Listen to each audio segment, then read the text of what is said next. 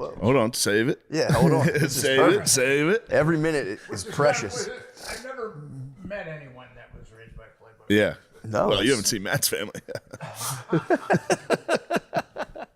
good to go? Yeah, we're good to go. Hey, before we get started, we're here with Nick Bryant, but you asked me how Vegas went. Let me tell you how Vegas went. What happened? Let me hit the band. All right, go ahead. Sure. Show number 2. So show 1 goes great. Mm-hmm. Show number 2, for some reason, 50 seats in the front. 50 seats in the front are just completely empty. Oh, no. Did And 50 Cent do it to... Basically exactly what 50 Cent did, except I think it was the venue that kind of got me, because those are like artist tickets that why the fuck? Yeah. Anyway. So you're supposed to like dole those out. So I walk out, it's front row's pretty empty. I start doing my little act, and about 10 minutes in, a guy in the balcony just goes, "Fuck you, Shane, you fucking sellout piece of shit. Fuck you. Fuck you." He got kicked out. And I was on stage like, "Oh, fuck am I a sellout? I didn't fucking sell out." What the fuck? I was like, it must have been one of those bastard Saudis. But what the fuck? What the fuck, dude? I think he was mad he heard some of that material before. What do you mean? I guess he had heard that material. Because I was, of course, that's 10 minutes in. So the rest of the show, I'm just devastated. Yeah. Like at first, it didn't quite hit me. Oh, that would kill me. And then throughout the show, I was just getting sadder and sadder. Oh. And then I get off stage. I'm like, what the fuck? What the fuck was that? Like, I'm talking to everybody. I'm like, what did he mean? How did I fucking tell me how I sold out? No. This is the rest of the night. I'm like, you got Lincoln, dude. It's in the man from the theater. Pop, dude. No. And then Ethan was there. So he was like, I'm gonna find out. I'm gonna find out exactly who that was and what was happening. And I was like, yeah, I sicked my dogs of war upon him, my Jews. Apparently he was like fighting, arguing with security, and he was like, he did that material last time he was here. Fuck him. Blah, blah. I haven't been to fucking Vegas. Yeah. I had like a guest spot on Burt's, which was probably the 15 I opened up with. Yeah, but So that's... he probably heard that first 15 and was just like, I'm done with this shit. Fucking sellout. Anyway, so that was it's catastrophic. It's no. never really happened. That was a tough one. Oh, it's terrible. Yeah. So that was sad. That was a... that's definitely one of those formative moments, though. Maybe it'll give you a good fired charge. Yeah. Or does it just sting? So I like every now and again, you know, I've heard of people doing like poorly on those big giant shows you do. Yeah. And they do. This was a small one. No, I'm sorry, when I did terrible on the one time. I was like, that's a real, gives you a real formative charge. I wasn't going to bring it up. But afterwards, though, I got like a real fire in my belly. But yeah. If there was like even like one empty table in the front, I get freaked out. I'm like, why? What is that about? I was so mad. I was like, why would this has been sold out for a while? Why would you leave like 3 rows? Yeah, that's in crazy. the front, and that's all you can see. I'm just kind of talking to no one, and then all of a sudden, a guy in outer space is like, "You fucking suck." I was like, shit. You're like, what was that place Elvis got like stuck in? Yeah. What is that place called? What was the theater Elvis got stuck in that he had to In perform? Vegas? Yeah. I don't know, but I was thinking Fat Elvis the whole time. I love Fat Elvis so much. Fat Elvis coming out. It's like my favorite video ever. You know what killed him was a heart attack while he was defecating, because it was on so many narcotics. It was just... Oh, man. I Yeah. never realized he was pushing that hard because of he was pushing. the pains. Yeah. And he was probably also swiveling his hips while he pushed. Yeah, He's like, Those days, I think, were long gone for Elvis. True I that. don't know. Did you ever see Fat Elvis in Vegas? I don't Unchained think I have. Melody is it's awesome. Fucking incredible. So all the Pepsi or the Cokes or And then whatever. just he comes out, you're like, oh, this is going to be terrible. Is that the thing where he pathetic. does his karate thing? He does a little karate up front. That's why everyone's like, Jesus, this guy's done. And then he hits Unchained Melody, and it's just, I did see holy that. shit. It is awesome. My thinking on it was, he's gone. Yeah.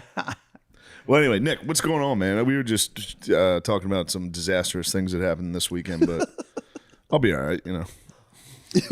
I see you got a Napoleon with Bud Light. I like that. Yeah, it was a nice gift. Yeah. Yeah.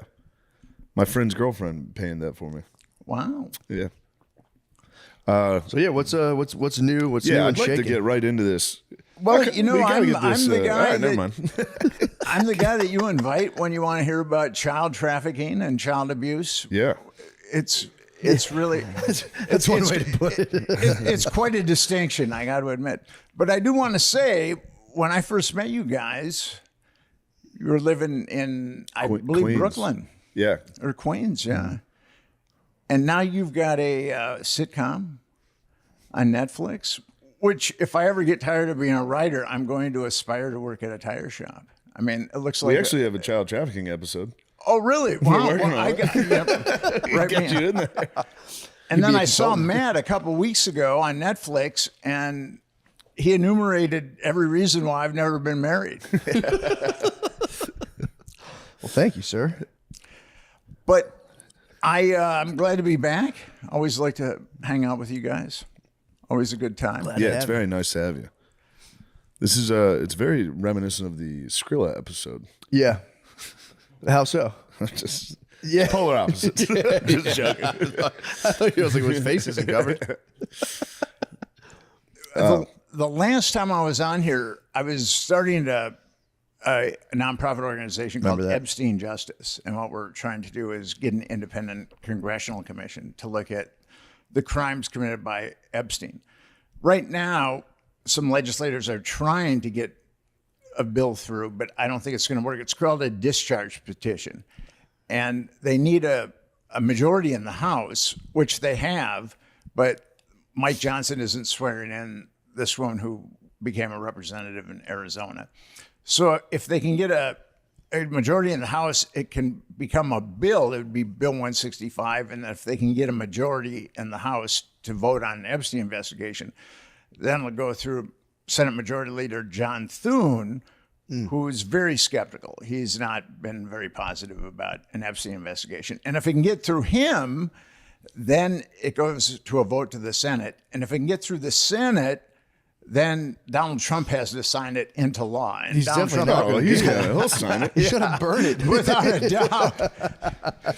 What's plan B? So what we're shooting for is an independent congressional commission where we need a majority in the House and we need a majority in the Senate, but we don't need a presidential signature. Right.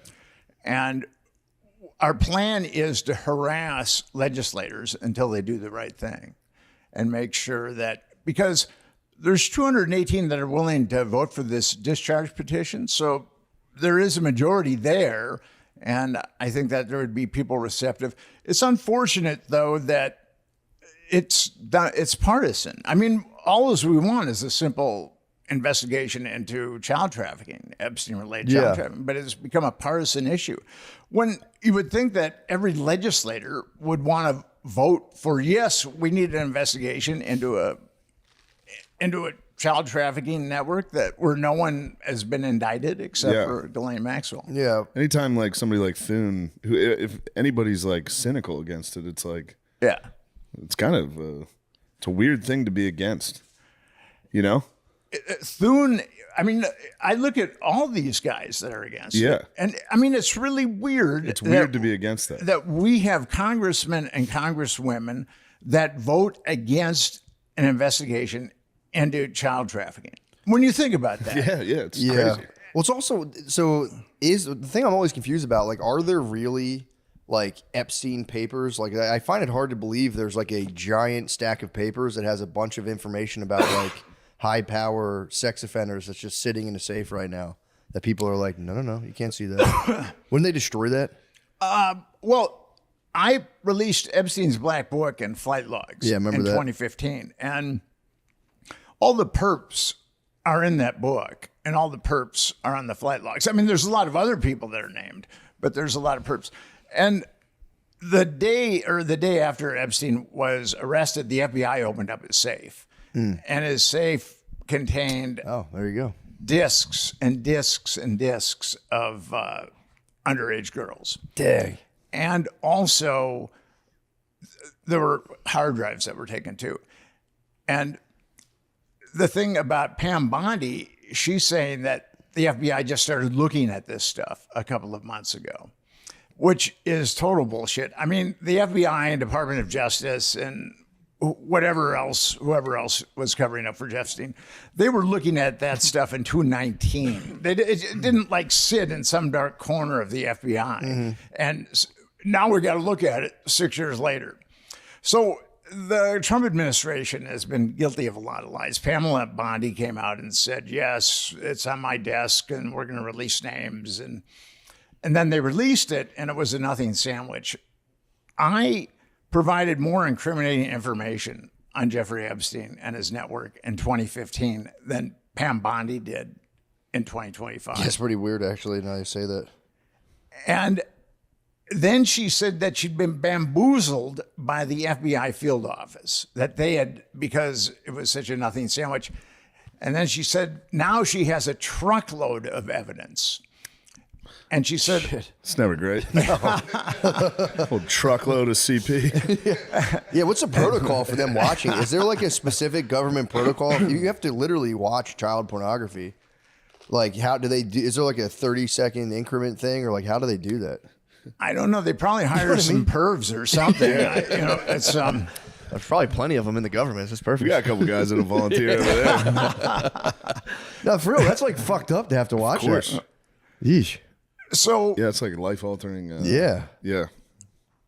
Pam Bondi then said, she keeps digging herself into a deeper and deeper hole. She said only matters related to national security would be redacted. So now she has to tell us what a bunch of child molesters have to do with national security. And then ultimately they put out a memo that no one signed that said that there were 300 gigabytes impounded from Jeffrey Epstein, that there are over 1,000 victims, and that Jeffrey Epstein just downloaded these thousands of hours of pornography from the internet, and he molested over 1,000 victims without any help except from Ghislaine Maxwell. I mean, total bullshit. And Bondi had said earlier that there were videos of Epstein molesting underage girls. So the lies have just kept mounting and mounting and mounting. And I think that that's why this case is being kept alive. One of the reasons why is people want to know the truth. Yeah. Yeah, well, it's also just disappointing because that's like the one thing, because like with the shutdown and everything, it's like they're bickering over this and that, but definitely having sex with children, you'd think they'd kind of pop the mask off and like, all right, we'll get to the bottom of this one. If they're punting that around, it's like, man, these guys really will lie about anything. Sad. Yeah. It really shows how degenerate our government is. And then Mike Johnson, who's the House Majority Speaker, he said that, and this is really bizarre, he adjourned the House early so it couldn't vote on Massey's discharge bill, which would have had the representatives vote on whether or not there should be an Epstein investigation. And then we found out that he had an app on his phone called Covenant Eye. Yeah. And his son also has Covenant Eye, so they can monitor each other's consumption of pornography. Yeah. That's our Speaker of the House. And at least he wasn't there, probably. That's fair. Or maybe that's where was he? Changes that could cut both ways. Yeah, true. Get back from the trip, you're like, look, son, we're going to start cracking down on this whole thing here. Yeah, it's time to make some changes. And then God, he told an unbelievable lie that Donald Trump was an informant working for the FBI, spying on Epstein. And that was such an egregious lie that he had to walk it back. So hold on, he claimed Donald Trump was there as like a secret high-level informant. Yeah, as an informant. 00 Trump was down there he's down on there. the massage table. Yeah. And now he's not opening up the House, so that discharge petition cannot be voted on. I mean, but even if that discharge petition makes it through the House and makes it through John Thune and makes it through the Senate, it's never going to make it through Trump. Yeah. I mean, but we have a president, and I don't have Trump derangement syndrome, but we do have a president that's committed to not making sure that there's an investigation into a bunch of child molesters. Would you say there's a chance that Trump is trying to hide that investigation because he knows the people that would release it would use him as, like, they would maybe insert him more than he was into it, You know what I mean? Yeah. Like they might weaponize it against him if you let the Democrats lead the investigation.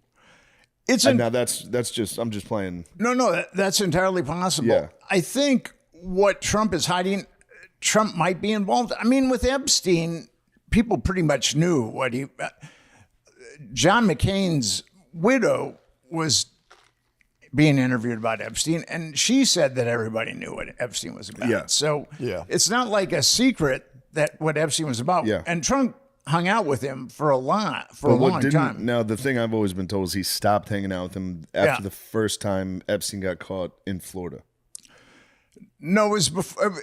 Okay, so there's two stories about that. Yeah. There's two that Epstein did something very inappropriate to an underage girl at Mar-a-Lago, and then the other story is that they had a bidding war on a mansion in Florida, and Yeah. that for some reason that ended their friendship.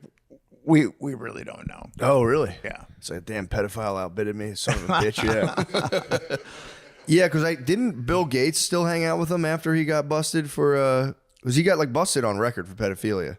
Yeah, in Florida. Then In 2007. Yeah. Okay, so the cover story is that Bill Gates was hanging out with Jeffrey Epstein in 2011.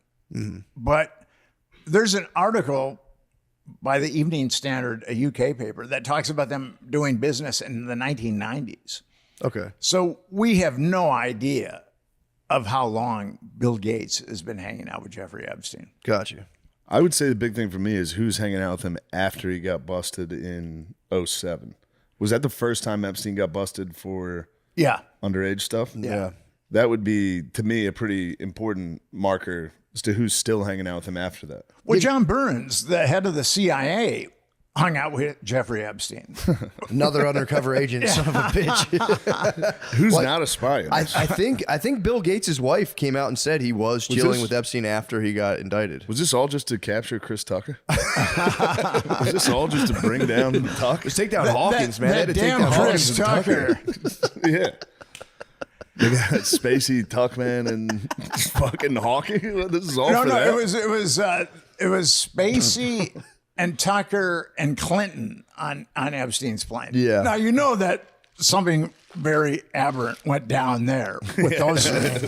Aberrant's a good word. Allegedly.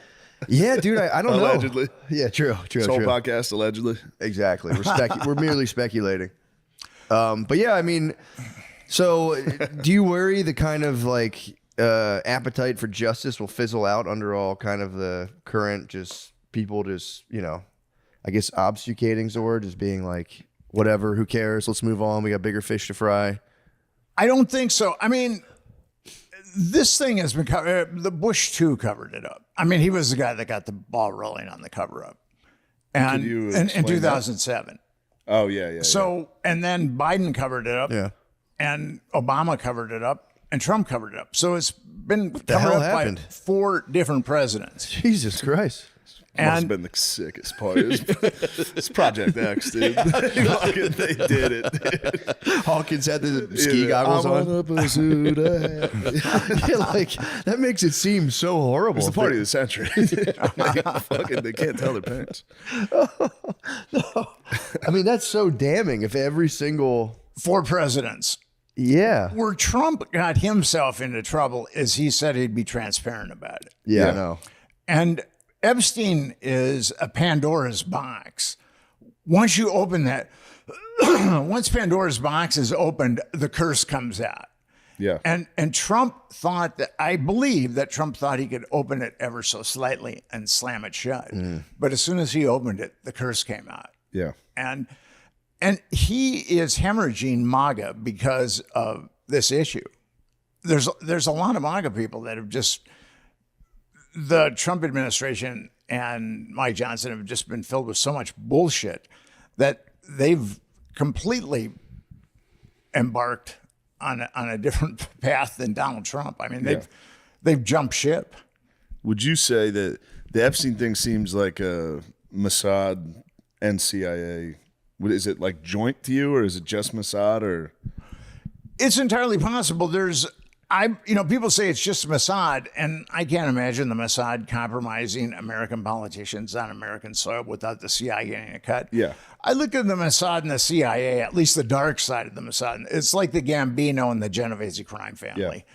I mean, they're both engaged in the same criminality, and they work together instead of working against each other.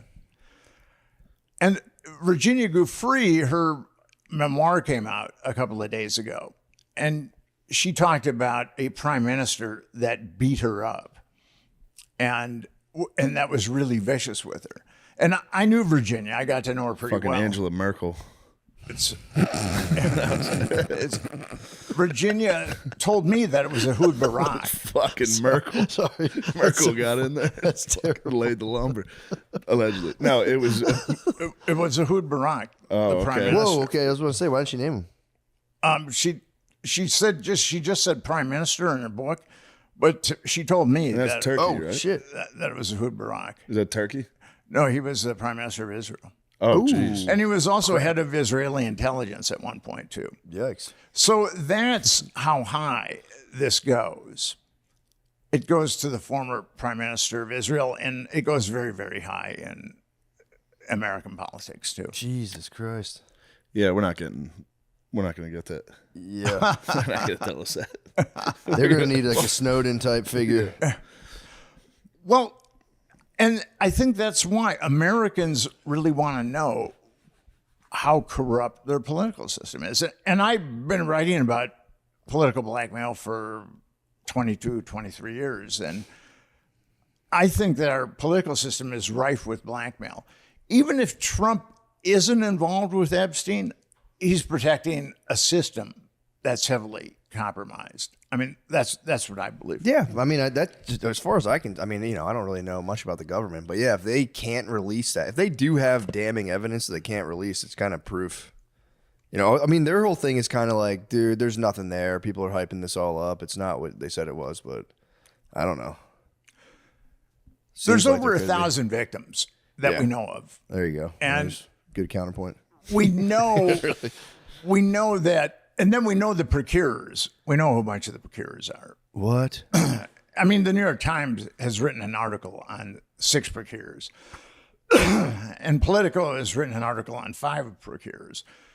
So we could take those procurers and indict them on multiple counts of child trafficking, and then they would roll over on the perps, and then you've got a bunch of victims who would be willing to testify against the perps. I mean, this whole thing could be taken care of really quickly if the Department of Justice had the will. If Pamela Bondi and Kash Patel weren't lying their asses off, this could be taken care of. Yeah, that was the one thing that kind of sunk them when they were asked directly, like, were you told to warn Trump if anything came up, kind of like indicting him or, alleging that he was involved, and they would be like, why are you even asking me this? Which is kind of like, dude, it's a yes or no, man. Just say yes, but yeah. But that's also the thing where it's like, I'm not defending Trump again, but it's like, there's an idea where he could be like, the intelligence communities have been trying to get him. Yes. Some parts of the intelligence community have been trying to get him for a while. For sure. It's like, who knows, under the last...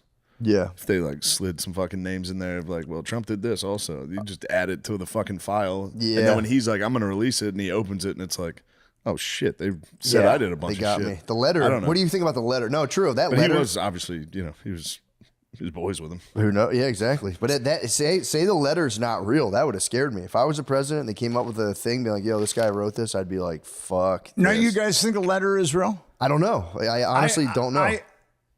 I have a hard time believing that Rupert Murdoch would have published it without vetting it. And if you look at the birthday book and the other entries, it's consistent with what's in the birthday book. Yeah. So you believe the letter's real? Yeah, Yeah. I do.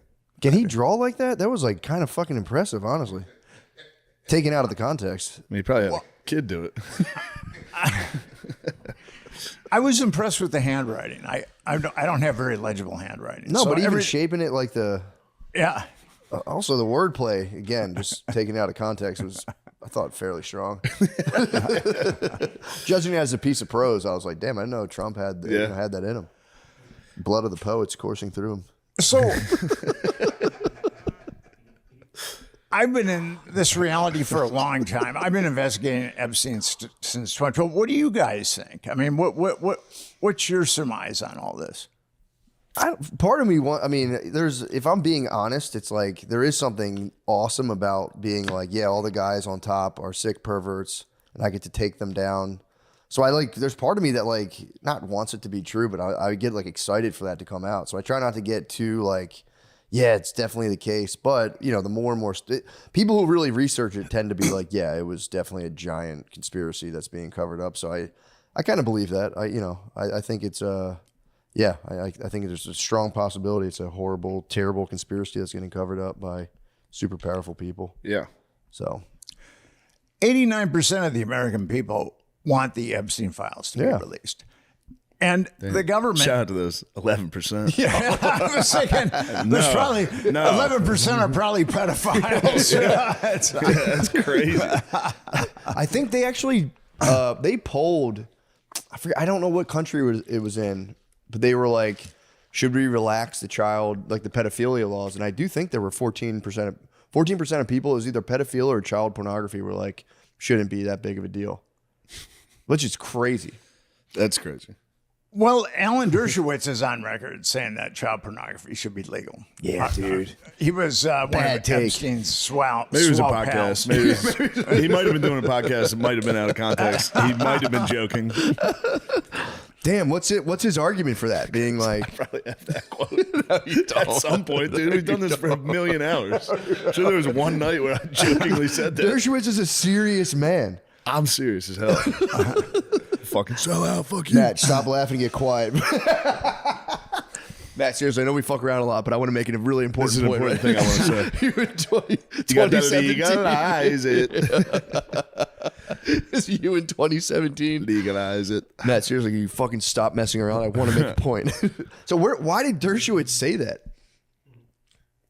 I think Alan has some psychological issues fair. towards women. I busted him lying. And he was sued by, Virginia Giuffre's affidavit came out in 2015, and she said that she'd been molested by Alan Dershowitz and Prince Andrew and Jean-Luc Brunel. And Alan Dershowitz went on the offensive, and he was like, I don't talking, think it's a crime. What's that? What was his offensive? Like, I don't think it's a crime. Well, no, his offensive was, I never fly without my wife. Oh, the pants. And then the pants too. And then the flight logs that I had that I put up showed that he was definitely flying without his wife. Liar. So he told American lawyer that he only flew with his wife, and then I nailed him lying. I said, are you sure you want to go with this? And then he said, well, maybe I forgot, this girl. Forgot to bring her to the sex island. And then he changed his tune because that's right. She wasn't there. She would have hated it. Wait, so he did? He changed it and it was like, okay, so maybe sometimes I do. Well, he changed his tune in a deposition, and he said that his wife flew with him on Jeffrey Epstein's plane. So, I busted Alan. Dang. And lying. He had to change it up a little bit. He had to change it up a little bit after that article came out. What office does this guy hold? What does he do? I always hear his name. I don't know really what he does. Well, I mean, he's a retired Harvard law professor, but he's made his name defending rapists and murderers. Jesus. Like Mike Tyson and O.J. Simpson. And he's got a long list of malignant types that he's defended. Okay. Klaus von Bülow. That's his thing, is trying to show innocence to the most guilty, malignant people on the face of the earth. That seems to be his thing. So, how'd you get into all this? What got you kind of, seems to be like a crazy thing to kind of buckle down into. How'd you get into this? I had a difficult childhood, and that's kind of the reason why. Mm-hmm. I have a lot. Before I even got into writing about this really weird shit, I had written a lot about children's issues, and my mom was a Playboy bunny, and I never knew my father. I was born in Minneapolis, and then we moved to Chicago where she was a bunny, and then we moved in with another bunny. Whoa. So when I was a kid, I was raised by bunnies. And and Freud's Oedipus complex. Let's get into it, yeah. You're in the hutch. Freud's Oedipus complex has been largely dismissed, but I really like carrots. I ate a lot of carrots, so I don't know what. So it was just bunnies. So what would Freud say about it? Because there's supposed to be the fear of the father castrating you. You had no fear of the I castration. didn't meet my dad till I was 16. Oh, yeah. So it was, it's kind of funny. My mom told me how bad my dad was. Yeah. My grandmother told me how bad my dad was. My uncles told me how bad my dad was. And then when I met him, he was much worse. Oh, shit. I thought he was going to be the man. Yeah. Sounds like he was the man, dude. So Probably jealous you're hanging out with bunnies. You're really fucking pumped. well, it was a good gig as a kid to hang out with bunnies. I mean, there wasn't anybody to play with. For sure. But the bunnies were always really nice to me. That's nice. And my mom went to LA. My mom and I went to LA. She split Chicago. We went to LA. And, but we lived with 2 women, and one of them married a mafioso, and one of them became a prostitute, and a high-class prostitute. And my mom ultimately married an attorney. So he was an asshole, but she got the best bet of any of the three, the best deal. So just to bring it back, so why was your dad's like? What was your impression of your dad when you finally met him at 16? Like, what did he do that you were like, damn, this guy is a fucking asshole? But I mean, just he dripped of it. I mean, there wasn't a benevolent bone in his body. I mean, just a really nasty, foul human. Damn. Yeah. So like you met him, and I'm sure you were pretty like stoked to meet the guy finally. And what did he do? Was he just like? Yeah, I probably met him 10 times in my life. Okay. I've got a rare neurological disorder that I've had 2 major neurosurgeries for. It's called dystonia, and it disfigures people. Mm-hmm. And there's only 2 neurosurgeons in the country that perform the kind of surgery that I need. One's in Jacksonville, Florida. One's at the Mayo Clinic in Rochester. And my last neurosurgery was about 10 years ago. And I called up my dad. I hadn't talked to him in a while. And I said, I'm going to have neurosurgery, and I'm going to have to get cleared before I go back to New York. So I'm going to need a place to stay. And he said, you got yourself into this. You get yourself out of it. What an asshole. So you're absolutely right. The guy's a fucking asshole. Class A jerk. His son's about to have major neurosurgery. Hey, you did this to yourself, asshole. You got to get yourself out of this. Oh, man. So that is my dad in a nutshell. Yeah. What a hard ass. He died last year. I hadn't seen him in 20 years. I mean, we talked on the phone occasionally, but I went and saw him before he died. And what did he die from? If you don't mind me asking. Neurosurgery. Yeah. I think it was his heart that ultimately. But the guy, I got to admit, as far as alcoholics go, the way that he drank, all his brothers died in their early 60s, but he made it to his mid 80s. Kept it rolling. Yeah. I mean, impressive. Yeah, the hate fueled him. The hate will fuel you. So my mom. Damn, he probably doesn't even remember that. That phone call from he was probably hammered. Like, you know what? You got yourself into this. Fucking get out of it. He was probably always like, what the fuck is my son's problem? I don't know why this guy's so mad at me.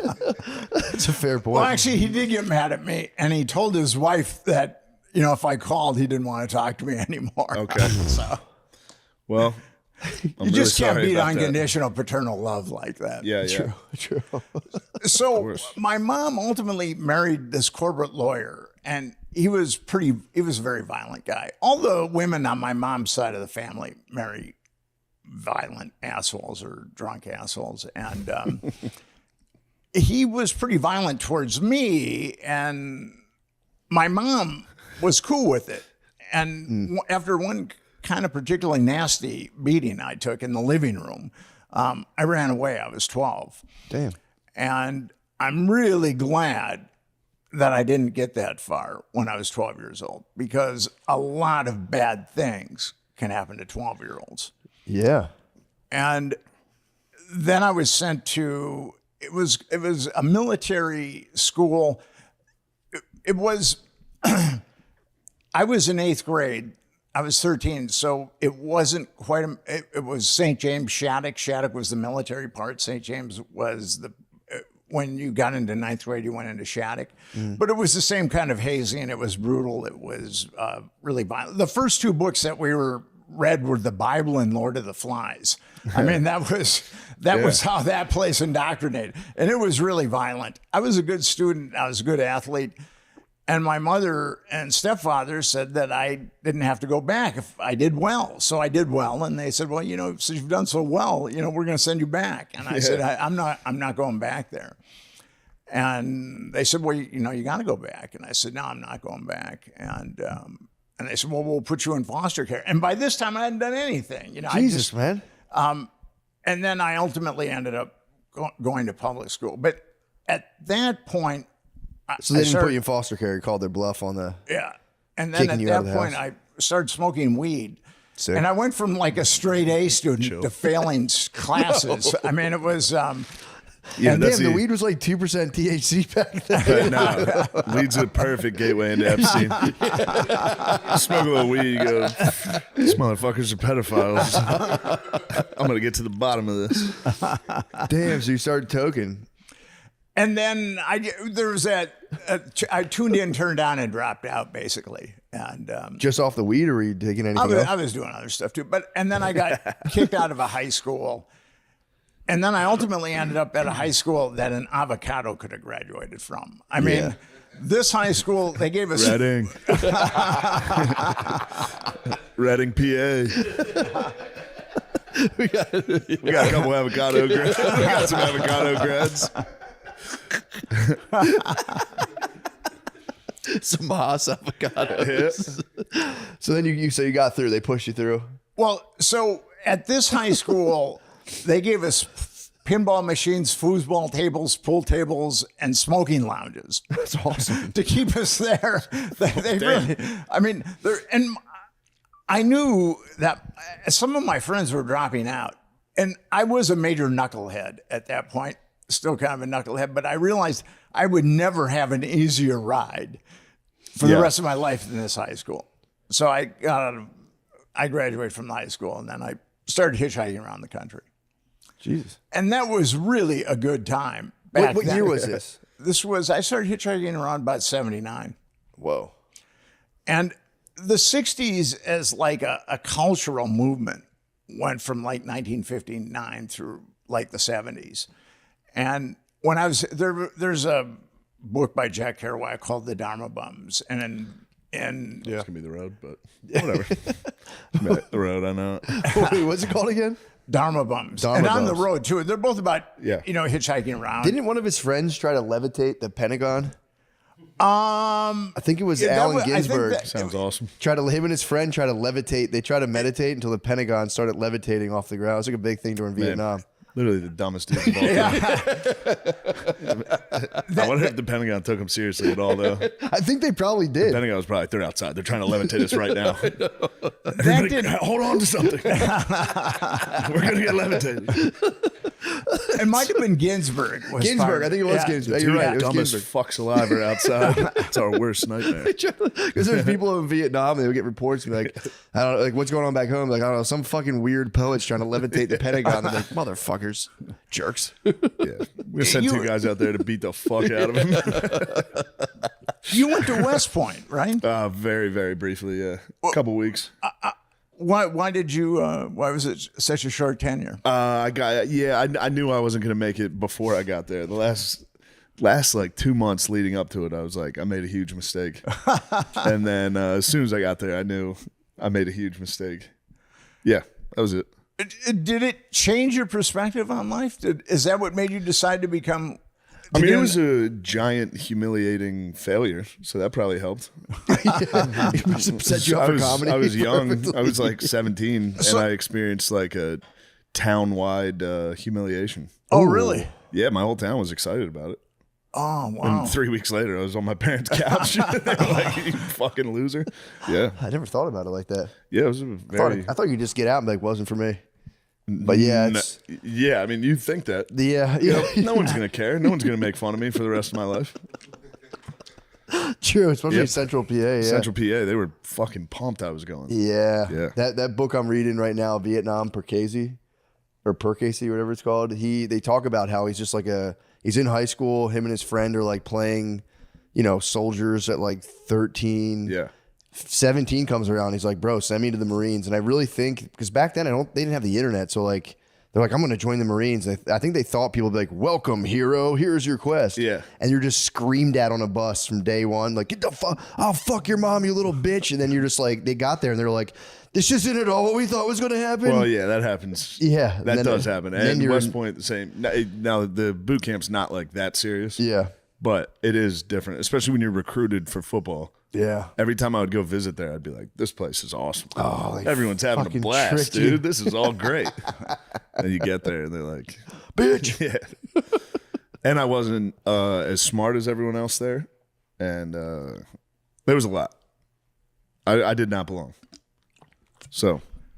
Because after my year of regimentation at Shattuck St. James, I mean, that was it. I was done. And I hadn't really been turned on to church or God or anything like that. And they were really heavy on God and violence. And I just kind of discarded everything when once I started getting high. Yeah. I had a lot of anxiety with my stepfather. And then I had a lot of anxiety with that school because it was very violent. And once I started getting high, that anxiety just kind of melted away from me. Tight. And that kind of was my trajectory. But being on the road at that point was a really good time because you'd meet other Dharma bums, and we were all young and idealistic and looking for ourselves, looking for the world, looking for America, and it was really a good time. Then how'd that bleed into the 80s though? Because then the 80s, didn't that become a whole different whole thing? The 80s was different. I got off the road when I was, I think about 82. Okay. I noticed one thing about my fellow Dharma bums. Dharma is the Pali word for truth, and bum is the American word for bum. And my fellow Dharma bums, as they got older, their Dharma was receding, which which only leaves bum. So I think that's how most bums, it's pretty typical. And then cocaine came around. Yeah. I did some of that. Yeah. That probably changed the whole vibe. You guys became venture capitalists. But I ended up at the University of Minnesota. They had a program where if you hadn't been to school in 4 years, you could take classes, and if you did well, you'd matriculate. And so that's what happened is I took classes. So nice. I got very lucky that they had that program. Golden Gopher. Golden Gophers, yeah. Hell yeah. And I mean, that football team has sucked since 1960. Yeah. But now they got a guy right now. The coach is doing all right. Fleck. You go look yeah. Oh, you know about Fleck? Yeah, I know about Fleck. Yeah. He could row the boats, dude. They could be all right. He's highly entertaining. He kind of reminds me of the Music Man, that musical, where he thinks that he's making people think that he's actually got a good football team. He's doing all right. But Ohio State beat the U of M like 41-3 or something. That'll happen. Yeah, they'll do that to everybody. But they beat Nebraska. They did Gophers beat Nebraska. That was nice. But Nebraska's been pretty bad since Tom Osborne split. So. Damn, dude, I didn't know you knew Ball. Ball and Epstein? Let's go. This is the Golden Gophers breakout combo. So nice. I love this. So you went to college. You're back. I took philosophy class. I liked philosophy classes. Had it been not for philosophy class, I don't think I would have been able to make it through college. But I majored in philosophy. Well, actually, it was kind of a rigorous major. It was philosophy and hallucinogenics. Sick. And Damn. and which left me very confused. Now you have Matt's attention. True. You might be a master manipulator. Yeah, dude, you're Mossad. Yeah, that will get you.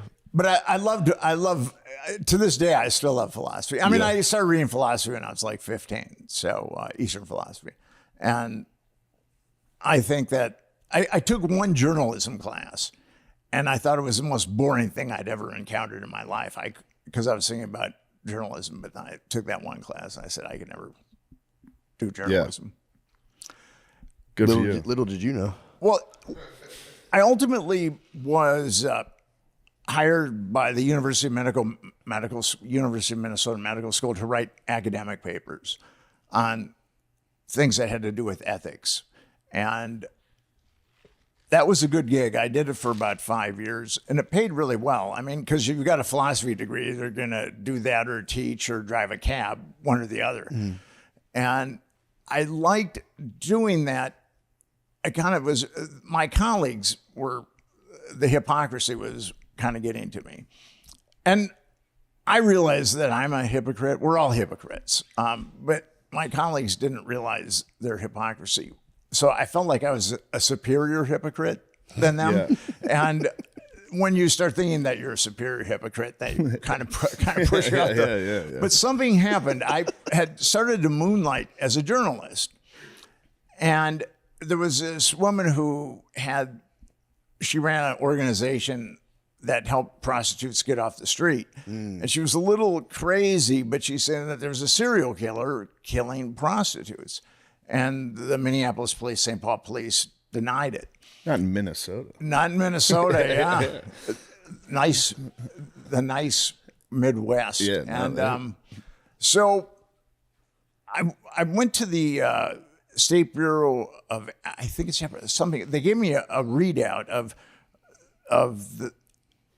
the age, the sex, and the way someone died. And then I went to the databases for the Minneapolis newspaper and St. Paul newspaper, and I compiled a list of 38 women who had been stabbed, strangled, or beaten to death in like the previous 8 years.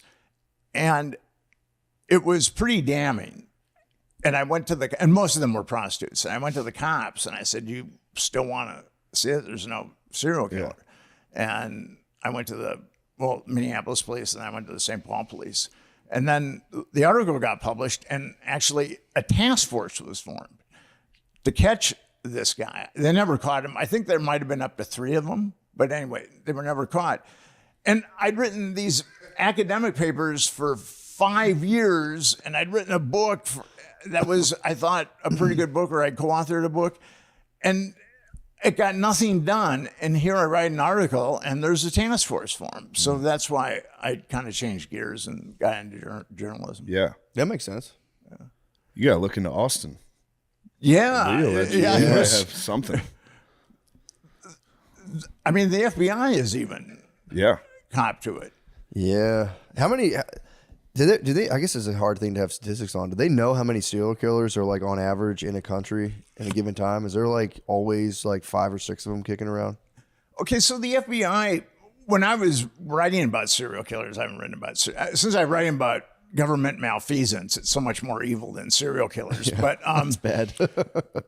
But the FBI said that there were 50 at any given time. But I talked to other people that said that it's more like probably 200. Dang. Yeah.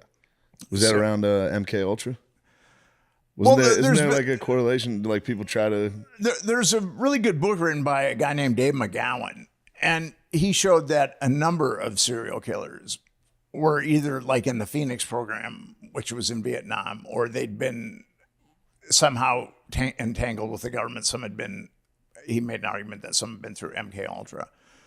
And it's called Program to Kill. Really a good book. Yeah. Really a good Damn, book. I didn't know that. I'd strongly suggest it to anybody that's into serial killers and the government creating serial killers.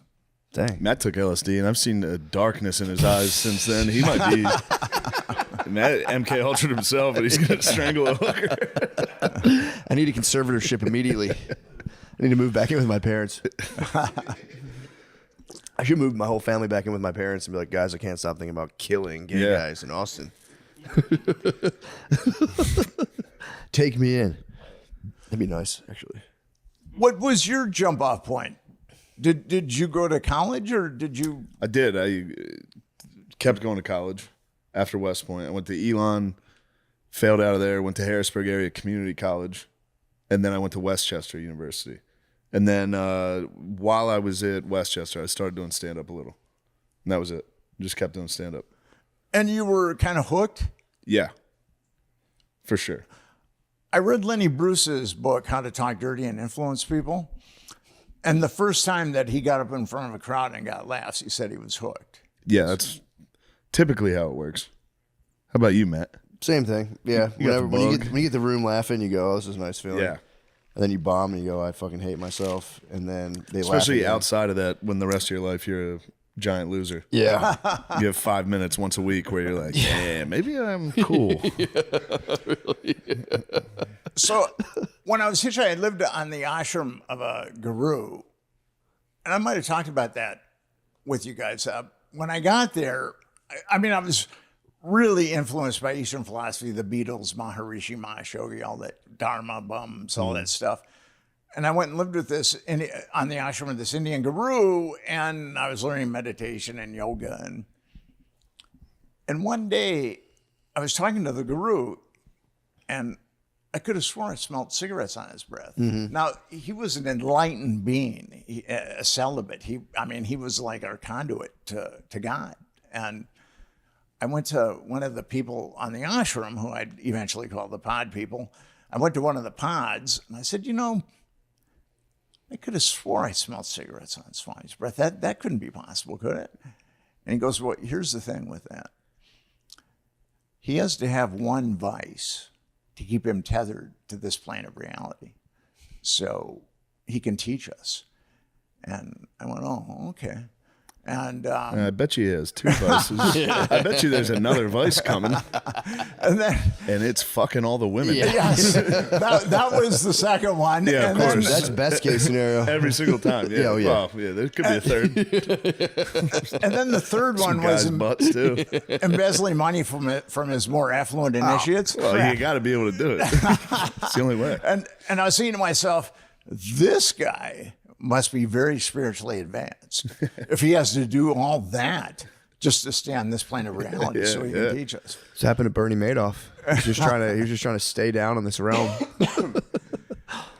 And then I got kicked out of there, and then I hitchhiked to New York, and where I stayed for a while, and then I hitchhiked around a little bit. I ended up in Arkansas with some hillbillies. I lived with some hillbillies, and they were, in Pulp Fiction, Zed and his buddy in the cellar. Oh, no. They kind of remind me of Zed and his buddy. And they liked me, though. I was a novelty, the Yankees. So I lived with them for a while, and I worked on a road crew. We were building a highway. We were getting paid $3.50 an hour, which was really hard work. And then they were kind of getting tired of me. And they had a lot of guns, and I didn't want to be a mound in the backyard. So I eventually hitchhiked around, and then I hitchhiked to L.A. So did you meet them hitchhiking, or did you just kind of like wander into there? How do you kind of fall in with a bunch of hillbillies in Arkansas? They pick you up hitchhiking. Really? Yeah, and that's the way it was back then. I mean, people would pick you up hitchhiking, and you could.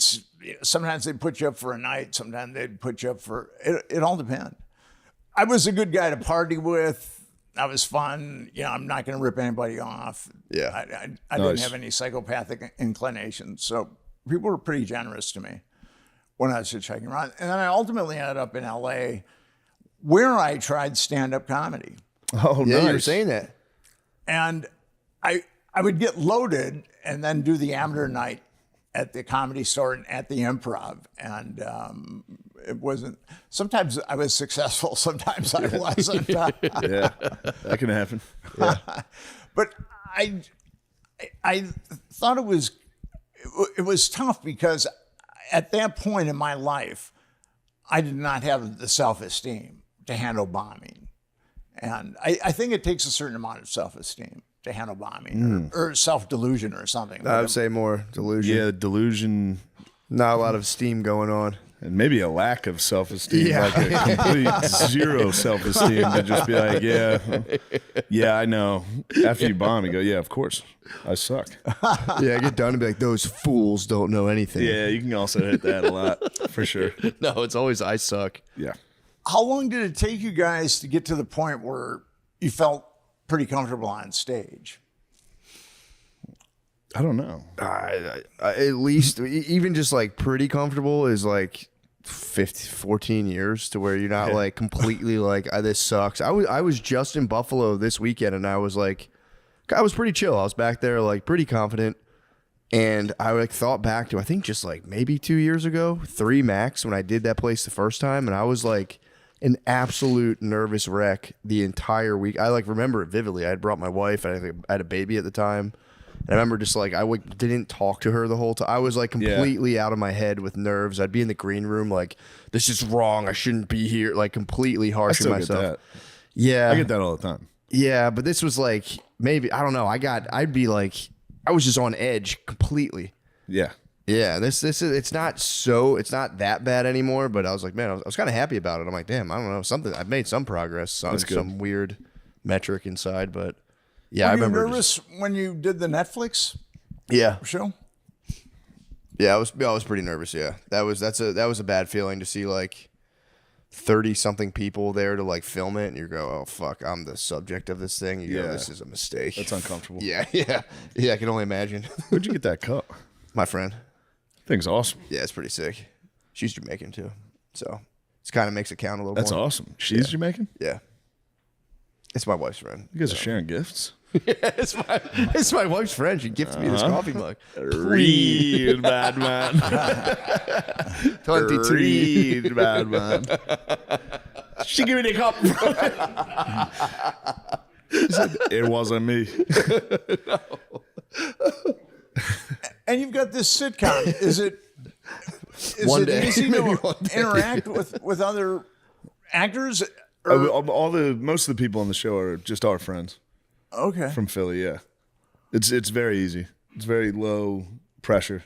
Because some comics can make the leap to sitcoms and other ones can't. We'll see if we can keep it going. I like the show. Thank you very much. I appreciate that. As I said, it's My dad loves it too. He's always like, yeah. My dad, he's like, he watches it all the time. Matt's in it. Matt's got 2 episodes. Yeah. Yep. I've been typecasted. I'm just a cop. He's a cop. People dude, I've been asked to do a cop too. I'm totally typecasted. Really? Just cops for I me. mean, if you dude. get that crew cut, you're fully a fucking cop. You're fully a cop. I know. I've only had one other person ask. You guys have become stars since I was first on the show, and I've just become old and grizzled.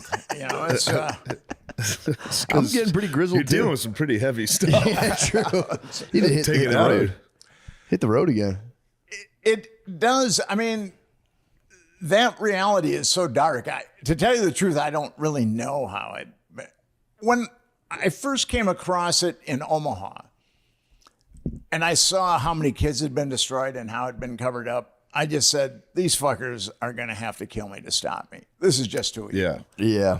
And then Epstein came along, and I thought, because I wrote a pretty good book on the Omaha network, but we couldn't get it. People just didn't want to believe that the government would be involved in something like that. And then Epstein came along, and then that kind of gave me a second wind.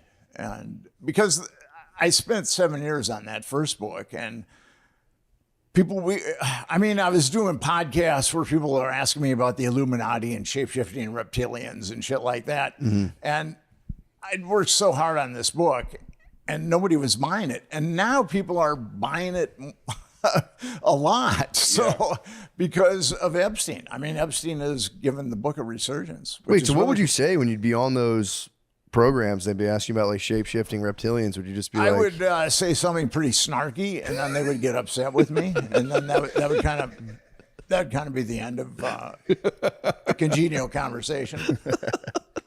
That would kind of piss me off if I spent 4 years researching and writing a book. You know, like, what about interdimensional reptilian avatars? Well, there were these I guess Evangelical, they had a conspiracy show. I guess it was relatively big, and I'd never heard of them, but I talked to them like about a month before I was going to go on. I said, you guys should really read the book. Yeah. Because there's a lot of apocrypha floating around on the internet about this. And then they called me up, and they were very happy, evangelical. Hey, Nick, how you doing? And and I asked them, did you read the book? And they said, no, but we've been cruising the internet, and we know a lot. And then, like, one of the first questions the dude asked me was about the Illuminati, and then there was some other crazy questions. I said, man, you obviously have not read this book. And wasn't there some evangelicals in Florida in the book? Or whatever, didn't they say they were like a church group? That van of the Finders. Yeah, the Finders. Oh yeah, Well, that was just a weird cult. Yeah. And so the guy said, "Well, what politicians have been compromised?" And I said, "Well, it's really kind of impossible to explain to you the politicians that have been compromised unless you really understand the kind of power that was deployed to cover this up. There were 2 grand juries in Nebraska and 1 grand jury in D.C. that covered this up." So I can name names, but it wouldn't have any meaning without. And then he started yelling, "Who are the politicians? Who are the politicians?" And then, because I'd been a little snarky myself, so that was the end. And they were going to call me back and thank me for the interview, and they never did, man. I'm still waiting for that call. I think I hurt their feelings. Yeah, what was the name of that? Wasn't it called like the Boys something? Or that was Boys the thing Town connected to the Franklin scandal and all that stuff? Yeah, the pimps were getting kids from the Boys Town, which is probably the most iconic, famous orphanage in the world. I was just talking to one of those kids earlier today. This kid, man, he's been through hell. His mother was a schizophrenic, and he was put in multiple foster care homes and where he was molested. And then he went to Boys Town when he was 12. And he was picked to be one of the kids that was flown around. Jesus. And this is actually in the book. He couldn't take it anymore because some of these pedophiles are very sadistic, like what happened to Virginia Giuffre with Ehud Barak. Some of these pedophiles are, and then after a weekend of very sadistic treatment, he went to they have houses and house parents in Boys Town, and he said, "I can't take it anymore. I can't take." And Boys Town put him on a plane to Atlanta the next day and deposited him in a psychiatric institution. Dang. Where he was there for a year. And some of the other victims that I talked to that were molested at Boys Town, the exact same thing. They've been put in psych. Now, it's entirely possible that going through something like that could really mess you up psychologically, but it's also a great way to say, if this kid comes forward and says, "I was molested," yeah, he's a head case. We don't worry about him. Yeesh. So, yeah, it's kind of it's been dark, but the thing is, I've been at it for so long. And with Epstein, I see light. I mean, I just think it would be, according to the Centers for Disease Control, 25% of underage girls and 5% of underage boys have been molested in our country. And people in the field think it's slightly conservative for girls and very conservative for boys. But if you just go with the CDC numbers, you got 50 million kids. Eesh. So I think that for us to put even a dent in that, it'd be good if the government didn't aid and abet child trafficking. Yeah. So I think that that's the first step in kind of cleaning up our society. We'll never get rid of it, but we can definitely take a first step by making sure that the government doesn't facilitate it anymore. That is a fucked up statistic, man. When you get into how high that is, that's terrible. I mean, if you could take one thing out of society, if you could take child molestation out of society, the prisons wouldn't be filled. The psychiatric hospitals wouldn't be filled. A lot of people in those types of institutions have been molesting Yeah. these kids. Jesus Christ. And I'm really fortunate. There was emotional, verbal, and physical abuse, but I was never sexually abused. When I started hitchhiking around as a kid, though, I started hitchhiking not interstate, but just around Minneapolis when I was like 15 years old. And I'd get picked up by guys that would hit on me occasionally. And, I'd just say, stop the car. Pull over. I got to pee. Just sprint. Damn. So, and like I said, when I was 12, when I ran away the first time, I mean, I would have been susceptible to something like that. By the time I was 15, I was just too cynical and angry Yeah. to be subjected to something like that. For sure. Damn, that's fucking bullshit. I got to go back to, I think, was it in the Franklin scandal? Was Clarence Thomas at a party in D.C.? Clarence is a perv. All right. Interesting. Interesting. Hold on. But the point was, there's people you could get invited to these parties. Yeah. And now you're just on this fucking list. But with And you're like, damn, I thought fucking Clarence Thomas was there. I thought this was above board. You know what I mean? Or like, Clarence isn't above board. I don't know much about. Yeah. Yeah. What do you mean by that? Okay, so Anita Hill, there was Oh, that. yeah, I remember She said against Anita Hill. Now there were 7 women that were ready to testify against Thomas, and actually there was one that had been subpoenaed. Her name was Angela Wright, and she was going to back up Anita Hill, and then Biden lifted her subpoena, and Biden said that he lifted her subpoena because she asked for it to be lifted, and she said that that's not the case, that he was lying, that she wanted to testify. So Thomas had done this to a number of women. There was a book called Strange Justice. It was written by a former, I think, New York Times or New Yorker reporter named Jane Mayer. And there was also, Thomas was talking to Anita Hill about porn stars too. I don't know if you remember that, but he lived right around the corner from a video store. And that's where he spent most of his time, is in the adult section. So What? How do you know that? Because Jane Mayer. Someone bumped Hold on a into him? second. You bumped into him? Hold on a second.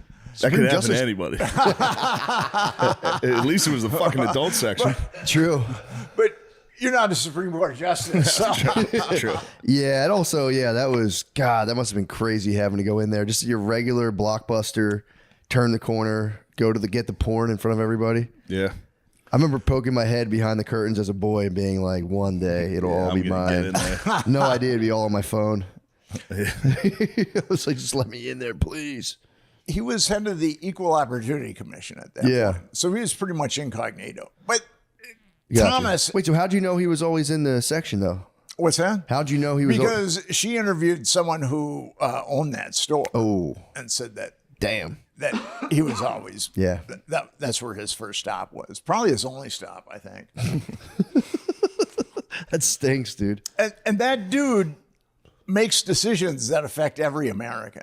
Yeah. And his wife is crazy too. I mean, his wife He's is. probably driving her nuts. I think she might have been driven nuts before, but she called up Anita Hill, saying that Anita Hill should recant her accusations towards her husband, which I thought was kind of interesting. Yeah. Kind of like Hillary. Kind of like Hillary. Yeah, Hillary made some calls, didn't she? I think Hillary's probably made a lot of calls. Yeah. Well, it's exciting. Yeah. That's pretty wild. I had no idea. I always thought it was truly a thing concocted to like take the guy down. I was raised on that too. Yeah. That Anita Hill was kind of a witch hunt type thing. No, there were a bunch of women. What about Kavanaugh? Do you have any insight into that? Do you think? Because that's how it got framed to me. It was like they did it to Thomas, they did it to Kavanaugh. So with Kavanaugh, I was on Twitter and some guy said, "Well, that woman lacks credibility," and I said, "Well, which woman?" Because there's been other women that have come out and talked about Kavanaugh, but it makes sense. I mean, people that are susceptible to being compromised, it can really enhance their career. And I think that, I mean, I see that all the time. True. Yeah. Do you That's think how me and Matt got big. What's that? That's how me and Matt got big. Yeah. Luckily, we only had to do stuff with each other. So. Yeah, we just had to kiss in front of Clarence Thomas. We had to make out in front of the Supreme Court. Yeah, I wonder too. Just playing devil's advocate. Do you ever think there's a way to weaponize kind of victims against political opponents? Because I always wonder about that too. That's entirely impossible. But Because the same people weaponizing child sex, you don't think they can be like, let's just send a woman out there that says this happened? yeah, I mean, that's entirely possible. It looks like there's no, depth they won't go to. It's rare though. He's a retired judge. His name is Patrick Schultz. He represented various Catholic dioceses in 500 sexual abuse cases. Jeez. And he was interviewed by the New York Times, and he felt like, of the 500 cases that he'd litigated, that less than 10 were lying. So it's very rare. I mean, I'm not saying it doesn't happen. For sure, I hear what I you're mean, saying. if you're going to come out and say such and such molested me, the amount of fire that's going to be pointed at you is really intense. So I can see why there's all kinds of victims that will never open their mouths. And that's the other thing with Epstein.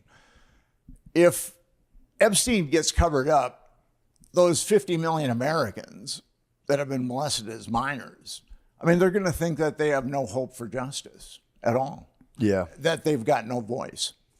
Yeah, I mean, my idea now with it is it's going to be like a political football they're going to kick around. Like they keep talking about the JFK papers. They're like, we're going to release the JFK papers, and it's like maybe they already released them. I haven't heard anything kind of new or groundbreaking come out of that. So, do you think they'll keep it as that kind of like a carrot on a stick sort of thing? Like, oh, I'll do it.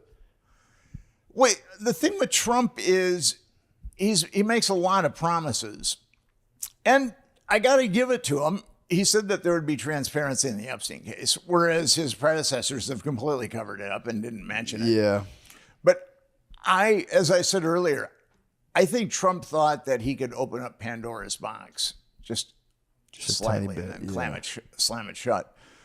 And that's just not the case with this. There's a lot of Americans, because the government shouldn't be covering up child sexual abuse, which is the same thing as aiding and abetting it.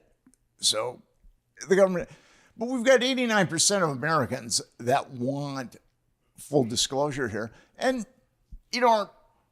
our government, the majority of our government wanted a single payer system when Obama did Obamacare. Mm-hmm. We didn't want all these HMOs that have become part of the Obama healthcare plan. And the government completely disregarded the will of the American people. The American people wanted us out of Iraq. Like 80% of Americans wanted us out of Iraq after a certain point, and our government didn't. I mean, a bunch of us, the majority want Gitmo shut down. The government doesn't care. I mean, the bank crisis. I mean, Americans didn't want to bail out a bunch of rich bankers. Yeah, that's a good point. But we did. So our government continually goes against the will. But this is a different thing. This is our children. And people don't think that my child isn't going to get molested, but I'm sure that many of the parents of victims molested by Epstein never thought that their child would get molested. Yeah, I don't think anyone thinks. Yeah. I don't think anyone's like, I got a bad feeling about this kid. For sure. Yeah, that's not on anyone's radar. It's true. I've been instructed, I don't think people do sleepovers anymore really like that.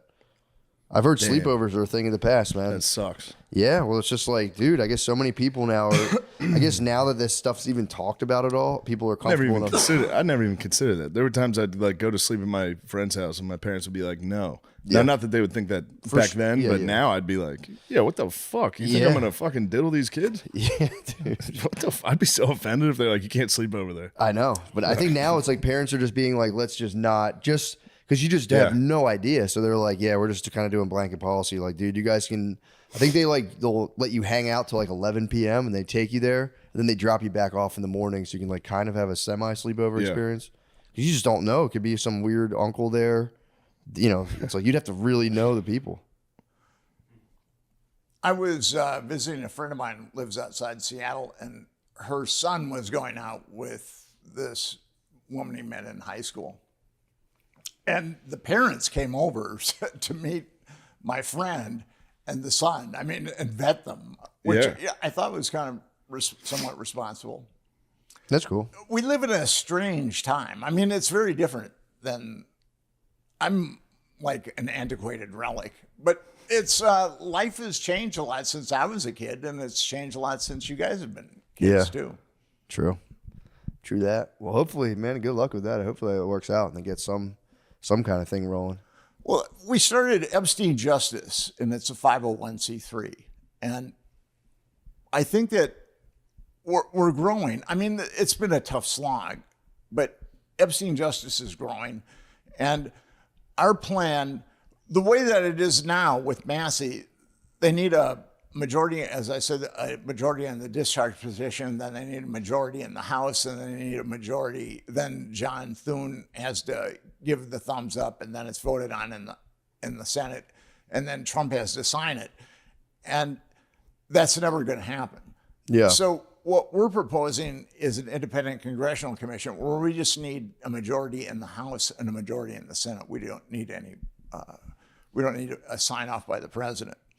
And we're growing. It's been a tough slog, but people are so alienated. They do not think that they can affect change in their system, and they've been conditioned that way. But at Epstein Justice, we're saying, join us. We can affect change. We can make something happen here, because these crimes are just so horrific, and they've been so blatantly covered up that I think people are ready for a change now.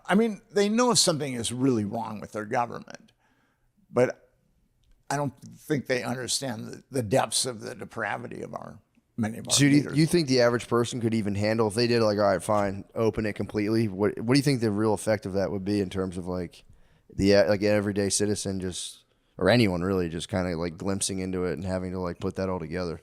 Think it would just like crush them? Well, what would you guys say? Would you guys be relieved to say that the system is getting fleshed out? Yeah, I'd be like, this is definitely good. But also, too, it's like, yeah, it's just tough because if it is people who are either politically super powerful or like, billionaire class, like they're not going to let that happen. Well, never. But here's the thing. There's 320 million Americans.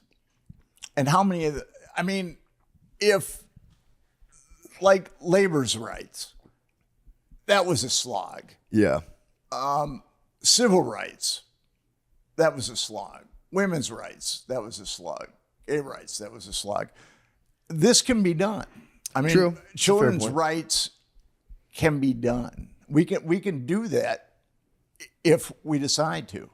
If Americans decide to do this, we can do this. It's really up to us. No, that's a good point. Yeah, I don't want to be naysaying it. I'm just kind of just thinking it through.